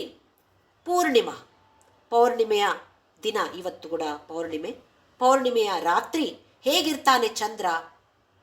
ಪೂರ್ಣವಾಗಿರ್ತಾನೆ, ಅತಿ ಸುಂದರವಾಗಿರ್ತಾನಂತೆ. ಪ್ರತಿ ಪೂರ್ಣಿಮದ ರಾತ್ರಿ ಚಂದ್ರವಾಗಿರ್ತಾನೆ. ಅದರಲ್ಲಿಯೂ ಶರದೃತುವಿನಲ್ಲಿ ಕಾಣುವಂತಹ ಚಂದ್ರ ಅತೀ ಸುಂದರನಾಗಿರ್ತಾನಂತೆ. ಹಾಗೆ ಅವಳ ಮುಖ ಈ ಶರದೃತುವಿನ ಪೂರ್ಣಿಮದಲ್ಲಿರುವಂತಹ ಚಂದ್ರನಿಗೆ ಆದಿಶಂಕರಾಚಾರ್ಯರು ಹೋಲಿಸ್ತಾ ಇದ್ದಾರೆ. ಧನುರ್ಬಾಣಾನ್ ಪಾಶಂ ಸೃಣಿಮಪಿ ದಧಾನಾ ಕರತಲೈಹಿ. ಅಭಯಹಸ್ತ, ವರಹಸ್ತ ಏನು ಇಟ್ಕೊಂಡಿಲ್ಲ ಅವಳು ಕೈಯಲ್ಲಿ. ಆ ಥರದ ಅಭಿನಯ ಮಾಡ್ತಾ ಇಲ್ಲ ಅಂತ ಹೇಳಿದ್ರು 4ನೇ ಶ್ಲೋಕದಲ್ಲಿ. ಕೈಯಲ್ಲಿ ಏನು ಹಿಡ್ಕೊಂಡಿದ್ದಾಳೆ? ಧನುರ್ ಬಾಣಾನ್, ಒಂದು ಕೈಯಲ್ಲಿ ಧನುಸ್ಸನ್ನು ಹಿಡ್ಕೊಂಡಿದ್ದಾಳೆ. ಏನಿದು ಧನುಸ್ಸು? ನಮ್ಮ ಮನಸ್ಸು. ಕಬ್ಬನ್ನು ಹಿಡ್ಕೊಂಡಿದ್ದಾಳೆ ಎಡದ ಕೈಯಲ್ಲಿ. ಎಡದ ಕೈ ಕೆಳಗಡೆಯಲ್ಲಿ ಕಬ್ಬನ್ನು ಹಿಡ್ಕೊಂಡಿದ್ದಾಳೆ. ಕಬ್ಬು ನಮ್ಮ ಮನಸ್ಸನ್ನು ಸೂಚಿಸ್ತಾ ಇದೆ, ಇದು ಒಂದು ಬಿಲ್ಲನ್ನು ಸೂಚಿಸ್ತಾ ಇದೆ. ಹಾಗಾಗಿ ಇಲ್ಲಿ ಧನು ಅಂತ ಹೇಳಿದ್ದಾರೆ. ಇದರ ಬಗ್ಗೆ ಮತ್ತೆ ಆಮೇಲೆ ನಮಗೆ ವರ್ಣನೆ ಇದೆ. ಬಾಣಗಳು, ಬಿಲ್ಲಿದೆಯೋ ಬಾಣಗಳು ಬೇಕೇ ಬೇಕು ತಾನೆ. ಬಾಣಗಳಿವೆ. ಅದು ಹೇಗಿರುವ ಬಾಣಗಳು? ಪುಷ್ಪ ಬಾಣಗಳನ್ನು ಇಟ್ಕೊಂಡಿದ್ದಾಳೆ. ಕೆಳಗಡೆ ಬಲದ ಕೈಯಲ್ಲಿ ಪುಷ್ಪ ಗುಚ್ಛ. ಇದು ಏನನ್ನ ಸೂಚಿಸುತ್ತೆ? ನಮ್ಮ ಇಂದ್ರಿಯಗಳು, ಪಂಚಜ್ಞಾನೇಂದ್ರಿಯಗಳು, ಪಂಚಕರ್ಮೇಂದ್ರಿಯಗಳು, ಪಂಚಪ್ರಾಣಗಳು, ಇದನ್ನು ಸೂಚಿಸುವಂಥದ್ದು ಈ ಬಾಣಗಳು. ಆಮೇಲೆ ಸೃಣಿ, ಪಾಶ ಮತ್ತು ಅಂಕುಶ. ಎಡದ ಕೈಯಲ್ಲಿ ಮೇಲ್ಗಡೆ ಪಾಶ, ಬಲದ ಕೈಯಲ್ಲಿ ಮೇಲ್ಗಡೆ ಅಂಕುಶ. ಪಾಶ ಅಂಕುಶ, ಧನುರ್ ಬಾಣ. ಪಾಶ ಅಂತ ಹೇಳಿದ್ರೆ ಮೋಹ, ಅಂಕುಶ ಅಂತ ಹೇಳಿದ್ರೆ ಕೋಪವನ್ನು ತೋರಿಸುವಂಥದ್ದು. ಮೋಹ ಅಂತ ಹೇಳಿದ್ರೆ ಮಮತೆಯಾಗಿ ನಮಗೆ ಎಲ್ರಿಗೂ ಬೇಕಾಗಿದೆ, ಪ್ರೀತಿ ಪ್ರೇಮ ಎಲ್ಲರ ಜೊತೆಯೂ ಬೇಕಾಗಿದೆ, ಆದರೆ ವ್ಯಾಮೋಹ ಇರಬಾರ್ದು. ಕೋಪ, ಎಷ್ಟು ಬೇಗ ಕೋಪ ಬರುತ್ತೆ ಅಲ್ವಾ ನಮ್ಗೆಲ್ರಿಗೂ. ಹೀಗಲ್ಲ ಹಾಗೆ ಅಂತ ಹೇಳಿದ ತಕ್ಷಣ ಕೋಪ. ನಮ್ಮನ್ನೆಲ್ಲ ಕಂಟ್ರೋಲ್ ಮಾಡಬೇಕು ಅಂತಾದರೆ ದೊಡ್ಡ ಅಂಕುಶ ಬೇಕು ಅವಳಿಗೆ. ಪ್ರತಿಯೊಬ್ಬರಿಗೂ ಕೋಪವೇ, ಎಲ್ಲ ದೂರ್ವಾಸ ಮುನಿಗಳೇ. ಹಾಗಾಗಿ ಅಂಕುಶವನ್ನು ಹಿಡ್ಕೊಂಡಿರ್ತಾಳೆ, ಅದರಲ್ಲಿ ನಮ್ಮನ್ನು ಕಂಟ್ರೋಲಿಗೆ ತೆಗೆದುಕೊಂಡು ಬರುವಂಥದ್ದು. ಧನುರ್ಬಾಣಾನ್ ಪಾಶಂ ಸೃಣಿ, ಸೃಣಿ ಅಂತೇಳಿದರೆ ಅಂಕುಶ. ದಧಾನ ಕರತಲೈಹಿ, ಕರಗಳಲ್ಲಿ ಈ 4 ವಸ್ತುಗಳನ್ನು ಹಿಡಿದುಕೊಂಡಿದ್ದಾಳೆ. ಪುರಸ್ತಾತ್ ಆಸ್ತಾಂನಃ ಪುರಮಥಿತು ಆಹೋ ಪುರುಷಿಕ, ಅಹೋ ಪುರುಷಿಕ, ಪುರುಷ ಸದಾಶಿವ, ಅವನ ಹೆಂಡತಿ ಪುರುಷಿಕ, ಅವನ ಜೊತೆ ಇರುವಂಥವಳು. ಪುರಸ್ತಾತ್ ಆಸ್ತಾಂನಃ, ನಮ್ಮ ಮುಂದೆ ನನ್ನ ಕಣ್ಣಿಗೆ ಪ್ರತ್ಯಕ್ಷಳಾಗು ನೀನು. ಯಾಕೆ? ನೀನು ಒಂದ್ಸಲ ಪ್ರತ್ಯಕ್ಷ ಆದರೆ ಆಮೇಲೆ ನಾನು ಧ್ಯಾನ ಮಾಡ್ತೇನೆ.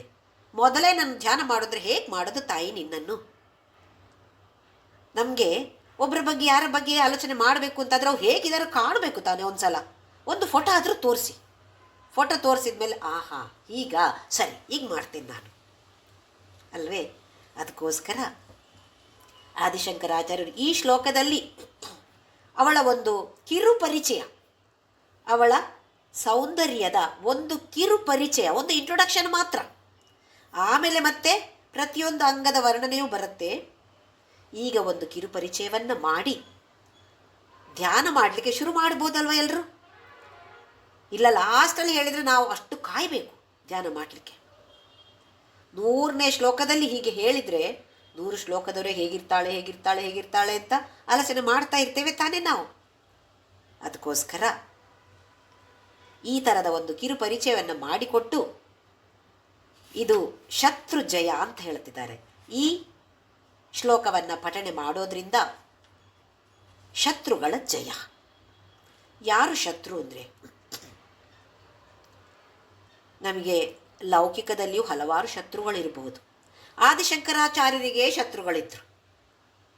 ಅವರನ್ನ ಯಾರು ಇಷ್ಟಪಟ್ಟಿಲ್ವೋ, ಅವರ ತತ್ವಗಳು ಯಾರಿಗೆ ಸರಿ ಅಂತ ಅನಿಸಿಲ್ವೋ ಅಂಥವರೆಲ್ಲ ದ್ವೇಷಿಸೋದು ಶುರು ಮಾಡಿದ್ರು.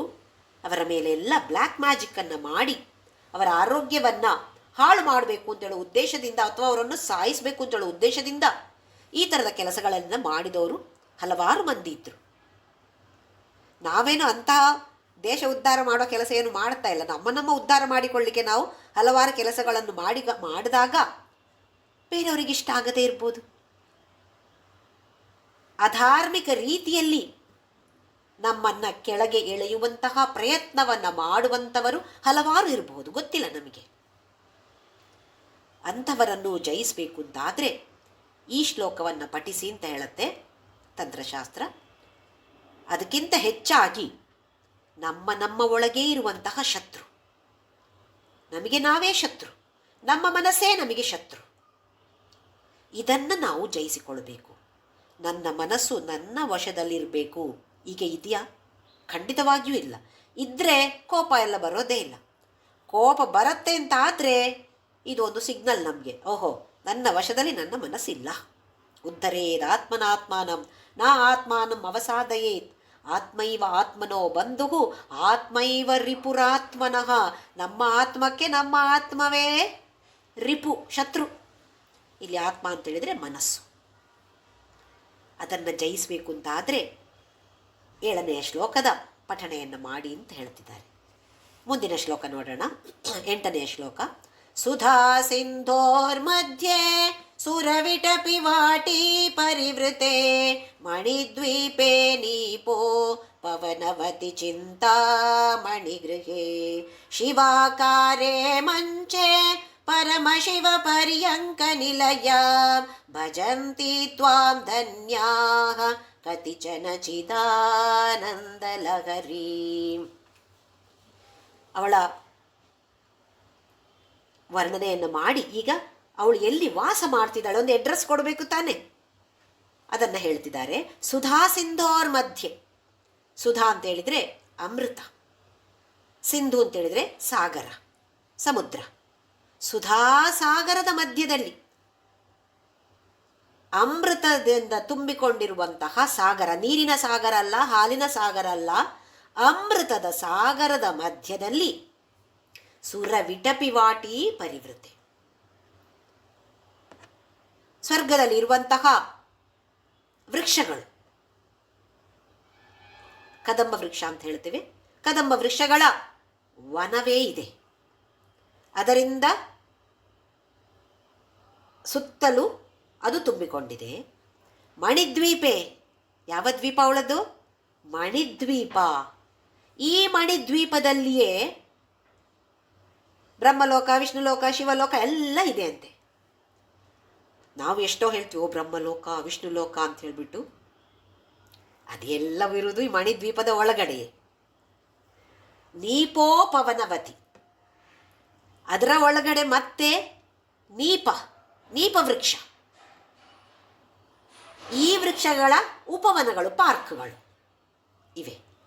ಅದರ ಮಧ್ಯದಲ್ಲಿರುವಂಥದ್ದು ಚಿಂತಾಮಣಿ ಗೃಹ. ಇವಳ ಮನೆ, ಅರಮನೆ ಚಿಂತಾಮಣಿಯಿಂದ ಮಾಡಿರುವಂತಹ ಮನೆ. ನಮ್ಮ ಮನೆಯೆಲ್ಲ ಇಟ್ಟಿಗೆ ಸಿಮೆಂಟು ಎಲ್ಲ ಹಾಕಿರೋದಲ್ವೇ? ಅವಳ ಮನೆ ಎಲ್ಲವೂ ಕೂಡ ಚಿಂತಾಮಣಿಯೇ. ಒಂದು ಚಿಂತಾಮಣಿ ನಮಗೆ ಸಿಕ್ಕಿದ್ರೆ ಸಾಕು ಅದರಿಂದ. ಮತ್ತೆ ಅಷ್ಟೇನು ಬೇಕಾದ್ದೆಲ್ಲ ಸಿಗತ್ತೆ ನಮಗೆ. ಭೋಗ ಮೋಕ್ಷ ಎರಡನ್ನೂ ಕೊಡುವಂಥವಳು ಅಭಯವರ.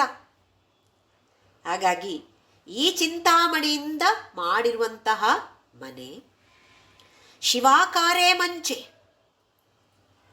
ಈಗ ಆ ಮನೆಯ ಒಳಗಡೆ ಸಿಂಹಾಸನ ಇದೆ. ಶಿವನೇ ಮಂಚವಾಗಿರುವಂಥದ್ದು. ಪರಮಶಿವ ಪರ್ಯಂಕ ನಿಲಯ, ಪರಮಶಿವನೇ ಅದರಲ್ಲಿರುವಂತಹ ಹಾಸಿಗೆ. ಆ ಮಂಚವೇ ಶಿವ, ಪರಮಶಿವ ಅಥವಾ ಸದಾಶಿವನೇ ಹಾಸಿಗೆಯಾಗಿರುವಂಥದ್ದು. ಅದರ ಮೇಲೆ ಇವಳು ವಿರಾಜಮಾನಳಾಗ್ತಾಳೆ. ಹೇಗಿದೆ ನೋಡಿ ಅವಳ ಸಿಂಹಾಸನ. ಆಮೇಲೆ ಬ್ರಹ್ಮ ಇಂದ್ರ ಅವರದೆಲ್ಲ ಇದೆ. ಇದರಲ್ಲಿ ಹೇಳಿರುವಂಥದ್ದು ಶಿವಾಕಾರೇ ಮಂಚೆ ಪರಮಶಿವ ಪರ್ಯಂಕ. ಶಿವ ಅಂತ ಹೇಳುವ ಮಂಚದಲ್ಲಿ, ಪರಮಶಿವ ಅಂತ ಹೇಳುವ ಹಾಸಿಗೆಯ ಮೇಲೆ ಆಸೀನಳಾಗಿದ್ದಾಳೆ ಈ ಜಗನ್ಮಾತೆ. ಇದು ಅವಳ ನಿಲಯ, ಅವಳ ಮನೆ ಇದು. ಭಜಂತಿ ತ್ವಾಂ ಧನ್ಯಾಃ ಕತಿಚನ.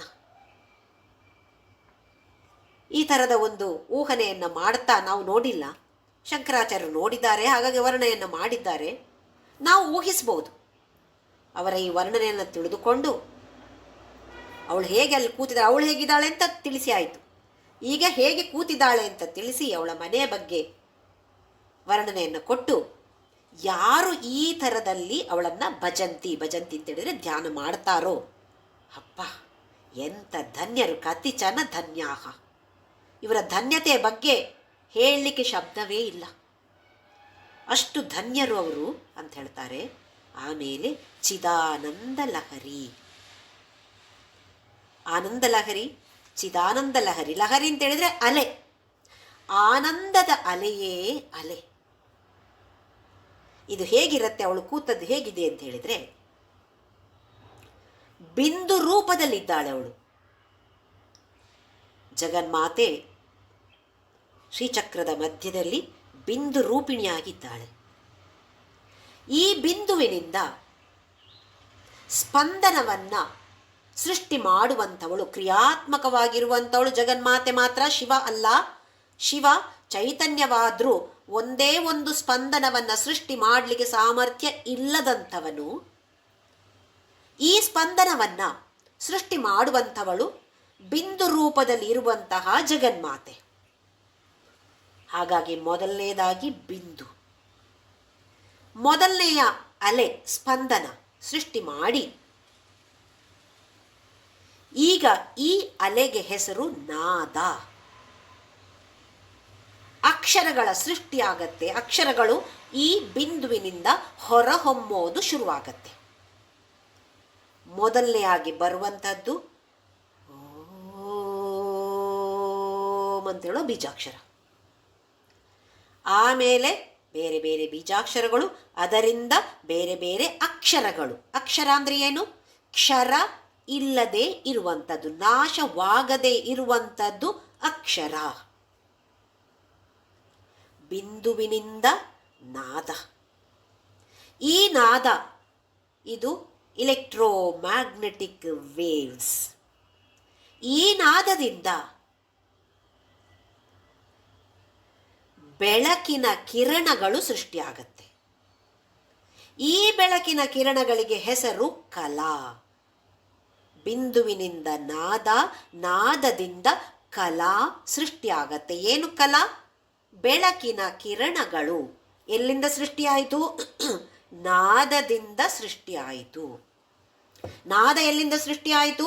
ಬಿಂದುವಿನಿಂದ ನಾದ ಸೃಷ್ಟಿಯಾಯಿತು. ಈಗ ಈ ಇಲೆಕ್ಟ್ರೋಮ್ಯಾಗ್ನೆಟಿಕ್ ವೇವ್ಸ್, ಈ ಕಿರಣಗಳು ಇಲೆಕ್ಟ್ರೋಮ್ಯಾಗ್ನೆಟಿಕ್ ವೇವ್ಸ್, ಇದರಿಂದ ಹಲವಾರು ಥರದ ಶಕ್ತಿಗಳು ಸೃಷ್ಟಿಯಾಗತ್ತೆ. ಜ್ಞಾನಶಕ್ತಿ, ಇಚ್ಛಾಶಕ್ತಿ, ಕ್ರಿಯಾಶಕ್ತಿ ಇದೆಲ್ಲವೂ ಸೃಷ್ಟಿಯಾಯಿತು. ಇದರಿಂದ ಸತ್ವ, ರಜ, ತಮ ಗುಣಗಳ ಸೃಷ್ಟಿಯೂ ಆಗತ್ತೆ. ಇವೆಲ್ಲವೂ ಸೇರಿಕೊಂಡು ಪಂಚಮಹಾಭೂತಗಳ ಸೃಷ್ಟಿಯಾಗತ್ತೆ. ಪಂಚಮಹಾಭೂತಗಳು ನಮಗೆ ಗೊತ್ತಿದೆ. ಆಕಾಶ, ಗಾಳಿ ಅಥವಾ ವಾಯು, ಅಗ್ನಿ, ಜಲ, ಪೃಥ್ವಿ ಅಂತ ಹೇಳುವ ಪಂಚಮಹಾಭೂತಗಳ ಸೃಷ್ಟಿಯಾಗತ್ತೆ. ಈ ಪಂಚಮಹಾಭೂತಗಳು ಪಂಚೀಕರಣವಾಗಿ, ತತ್ವಬೋಧದಲ್ಲಿ ನಾವು ನೋಡಿದ್ದೇವೆ ಪಂಚೀಕರಣ ಅಪಂಚೀಕರಣ ಅಂದರೆ ಏನು ಅಂತೇಳಿ, ಈ ವಿಶ್ವದ ಸೃಷ್ಟಿಯಾಗತ್ತೆ. ವಿಶ್ವದಲ್ಲಿ ನಾವು ಕೂಡ ಇದ್ದೇವೆ, ನಮ್ಮ ಸೃಷ್ಟಿ ಕೂಡ ಆಗತ್ತೆ. ಹಾಗಾದರೆ ನಮ್ಮ ದೇಹದಲ್ಲಿ ಇರುವಂಥದ್ದು ಏನು? ಜಗನ್ಮಾತೆ. ಪ್ರತಿಯೊಂದು ಅಣುವಿನಲ್ಲಿಯೂ ಕೂಡ ಇರುವಂತಹ ಇಲೆಕ್ಟ್ರಾನ್, ನ್ಯೂಟ್ರಾನ್, ಪ್ರೋಟಾನ್ ಅಂತ ಹೇಳ್ತೀವಿ, ಅವು ಎಲ್ಲವೂ ಜೊತೆಯಾಗಿ ಸೇರಿಕೊಂಡಿರೋದು ಹೇಗೆ? ಸಂಮೋಹನಾ ಶಕ್ತಿ. ಅದಕ್ಕೆ ಇನ್ನೊಂದು ನಮ್ಮ ವಿಜ್ಞಾನ ಕ್ಷೇತ್ರದಲ್ಲಿ ಹೇಳುವಂತಹ ಹೆಸರು ಇಲೆಕ್ಟ್ರೋಮ್ಯಾಗ್ನೆಟಿಕ್ ವೇವ್ಸ್. ಇದು ಆ ಮೋಹನಾ ಶಕ್ತಿ ಅಥವಾ ನಾನಾ ಥರದ ಶಕ್ತಿಗಳನ್ನು ಸೃಷ್ಟಿ ಮಾಡುವಂಥವಳು ಈ ಬಿಂದು ರೂಪಿಣಿಯಾದ ನಮ್ಮ ಜಗನ್ಮಾತೆ. ಹಾಗಾಗಿ ಈ ಪಂಚಮಹಾಭೂತಗಳು ಎಲ್ಲ ಬಂದಿರುವಂಥದ್ದು ಈ ನಾದದಿಂದ. ಬಿಂದುವಿನಿಂದ ನಾದ, ನಾದದಿಂದ ಕಲಾ, ಕಲಾದಿಂದ ಇವೆಲ್ಲವೂ ಸೃಷ್ಟಿಯಾಯಿತು. ಅದಕ್ಕೋಸ್ಕರ ಈ ಪಂಚಮಹಾಭೂತಗಳಿಗೂ ನಾದಕ್ಕೂ ಕನೆಕ್ಷನ್ ಇದೆ. ಯಾವತ್ತು ಏನು ಹೇಳ್ತಾರೆ? ನಾದದಿಂದ ಪೃಥ್ವಿ ಆಗಲಿ, ಗಾಳಿ, ಯಾವುದೇ ಪಂಚ ಮಹಾಭೂತಗಳು ಅಂತ ಹೇಳ್ತೀವಿ, ಯಾವೇ ಭೂತಗಳು ಇದನ್ನು ಕಂಟ್ರೋಲ್ ಮಾಡಲಿಕ್ಕೆ ಆಗ್ತದೆ ಅಂತ ಹೇಳ್ತಾರೆ. ಅದಕ್ಕೋಸ್ಕರ ಮಂತ್ರದ ಪಠಣೆ ಅದು ಒಂದು ನಾದವನ್ನು ಸೃಷ್ಟಿ ಮಾಡತ್ತೆ. ಆ ನಾದದಿಂದ ಈ ಪಂಚಮಹಾಭೂತಗಳು ಕೂಡ ಕಂಟ್ರೋಲ್ ಮಾಡೋಕ್ಕಾಗತ್ತೆ. ಶಿರಡಿ ಸಾಯಿಬಾಬಾ ಮಾಡ್ತಾ ಇದ್ರು.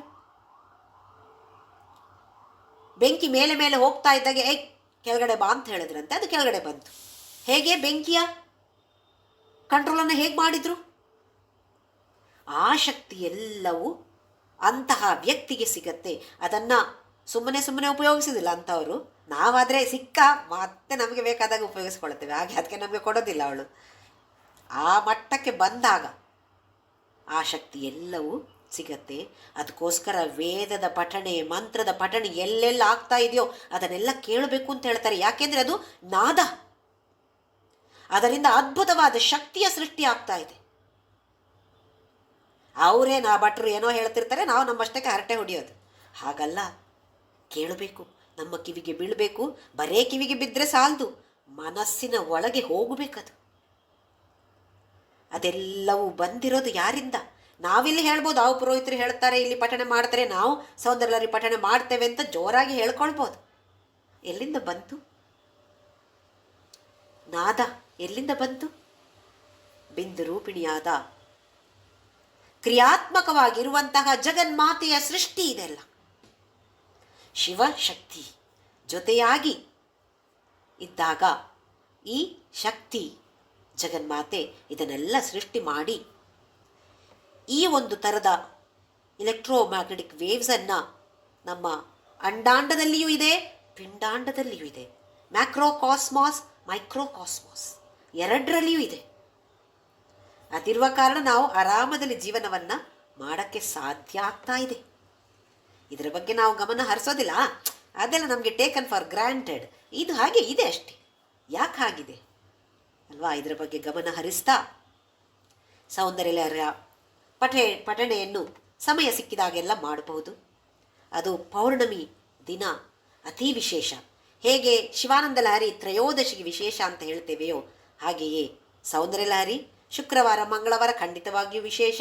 ದಿನ ಹೇಳಿದರೆ ಅತಿ ವಿಶೇಷ, ಇಲ್ಲ ಅಂತೇಳಿದ್ರೆ ಪೂರ್ಣಿಮಾ ಹುಣ್ಣಿಮೆ ದಿನಗಳಲ್ಲಿಯೂ ಖಂಡಿತವಾಗಿಯೂ ಇದನ್ನು ಪಠಣೆಯನ್ನು ಮಾಡ್ತಾ ಸುಮ್ಮನೆ ಬೇಕಾಬಿಟ್ಟಿ ಪಠಣೆ ಮಾಡೋದ್ರಿಂದ ಸ್ವಲ್ಪ ಸ್ವಲ್ಪವಾಗಿ ಅರ್ಥವನ್ನು ಮನಸ್ಸಿನಲ್ಲಿ ತಂದುಕೊಂಡು ಓಹೋ ಹೀಗಾಗ್ತಾ ಇದೆ. ಯಾವುದೋ ಒಂದೆರಡು ಶ್ಲೋಕ ಆದರೂ ಯಾವುದು ನಮಗೆ ಅತ್ಯಂತ ಆಕರ್ಷಣೆಯನ್ನು ಕೊಡ್ತಾ ಇದೆಯೋ ಆ ಶ್ಲೋಕದ ಅರ್ಥವನ್ನು ಆ ಶ್ಲೋಕ ಪಠಣೆ ಮಾಡಿದಾಗ ಮನಸ್ಸಿಗೆ ತಂದುಕೊಂಡು ನಮ್ಮ ಧನ್ಯತೆಯನ್ನು ನಾವು ಬೆಳೆಸಿಕೊಳ್ಬೇಕಾಗಿದೆ. ಕತಿಚನ ಧನ್ಯಾ ಕತಿಚನ ಚಿದಾನಂದ ಲಹರಿ ಅಂತ ಹೇಳ್ತಿದ್ದಾರೆ. ಆ ಚಿದಾನಂದ ಲಹರಿಯಾದ ಜಗನ್ಮಾತೆಯನ್ನು ಮನಸ್ಸಿನಲ್ಲಿ ಆದಷ್ಟು ಧ್ಯಾನವನ್ನು ಮಾಡ್ತಾ ಸಂತೋಷದಿಂದ ಜೀವನವನ್ನು ಮಾಡ್ತಾ ಅಧ್ಯಾತ್ಮ ಪಥದಲ್ಲಿ ಎಲ್ಲರೂ ಮುಂದಕ್ಕೆ ಸಾಗೋಣ. ಓಂ ಶ್ರೀರಾಮ್ ಜಯ ರಾಮ್ ಜಯ ಜಯ ರಾಮ್. ಓಂ ಶ್ರೀರಾಮ್ ಜಯ ರಾಮ್ ಜಯ ಜಯ ರಾಮ್. ಓಂ ಶ್ರೀರಾಮ್ ಜಯ ರಾಮ್ ಜಯ ಜಯ ರಾಮ್. ಓಂ ಶ್ರೀರಾಮ್ ಜಯ ರಾಮ್ ಜಯ ಜಯ ರಾಮ್. ಓಂ ಶ್ರೀರಾಮ್ ಜಯ ರಾಮ್ ಜಯ ಜಯ ರಾಮ್. ಓಂ ಶ್ರೀರಾಮ್ ಜಯ ರಾಮ್ ಜಯ ಜಯ ರಾಮ್. ಓಂ ಶ್ರೀರಾಮ್ ಜಯ ರಾಮ್ ಜಯ ಜಯ ರಾಮ್. ಓಂ ಶ್ರೀರಾಮ್ ಜಯ ರಾಮ್ ಜಯ ಜಯ ರಾಮ್. ಓಂ ಶ್ರೀರಾಮ್ ಜಯ ರಾಮ್ ಜಯ ಜಯ ರಾಮ್. ಓಂ ಶ್ರೀರಾಮ್ ಜಯ ರಾಮ್ ಜಯ ಜಯ ರಾಮ್. ಓಂ ಶ್ರೀರಾಮ್ ಜಯ ರಾಮ್ ಜಯ ಜಯ ರಾಮ್. ಓಂ ಶ್ರೀರಾಮ್ ಜಯ ರಾಮ್ ಜಯ ಜಯ ರಾಮ್. ಓಂ ಅಸತೋ ಮಾ ಸದ್ಗಮಯ ತಮಸೋ ಮಾ ಜ್ಯೋತಿರ್ಗಮಯ ಮೃತ್ಯೋರ್ಮಾ ಅಮೃತಂ ಗಮಯ.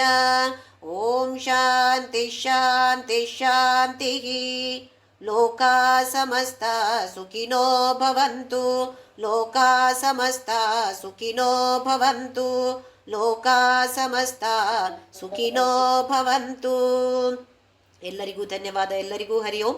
ಮತ್ತೆ ನಾಳೆ ನಾಡಿದ್ದು ಶ್ರೀಮತಿ ವೀಣಾ ಸುಬ್ರಹ್ಮಣ್ಯ ಅವರು ಹೈದರಾಬಾದಿನಿಂದ ಶಿವಾನಂದ ಲಹರಿಯ ಪಠಣೆಯ ಕ್ಲಾಸನ್ನು ಮಾಡ್ತಾರೆ. ಅದರಲ್ಲಿ ಆಸಕ್ತಿ ಇರುವವರು ಖಂಡಿತವಾಗಿಯೂ ಭಾಗವಹಿಸಿ. ಮತ್ತೆ ಶುಕ್ರವಾರ ಇಂಗ್ಲೀಷಿನಲ್ಲಿ ಇದೇ ಶ್ಲೋಕಗಳ ವಿವರಣೆ ಇರುತ್ತೆ.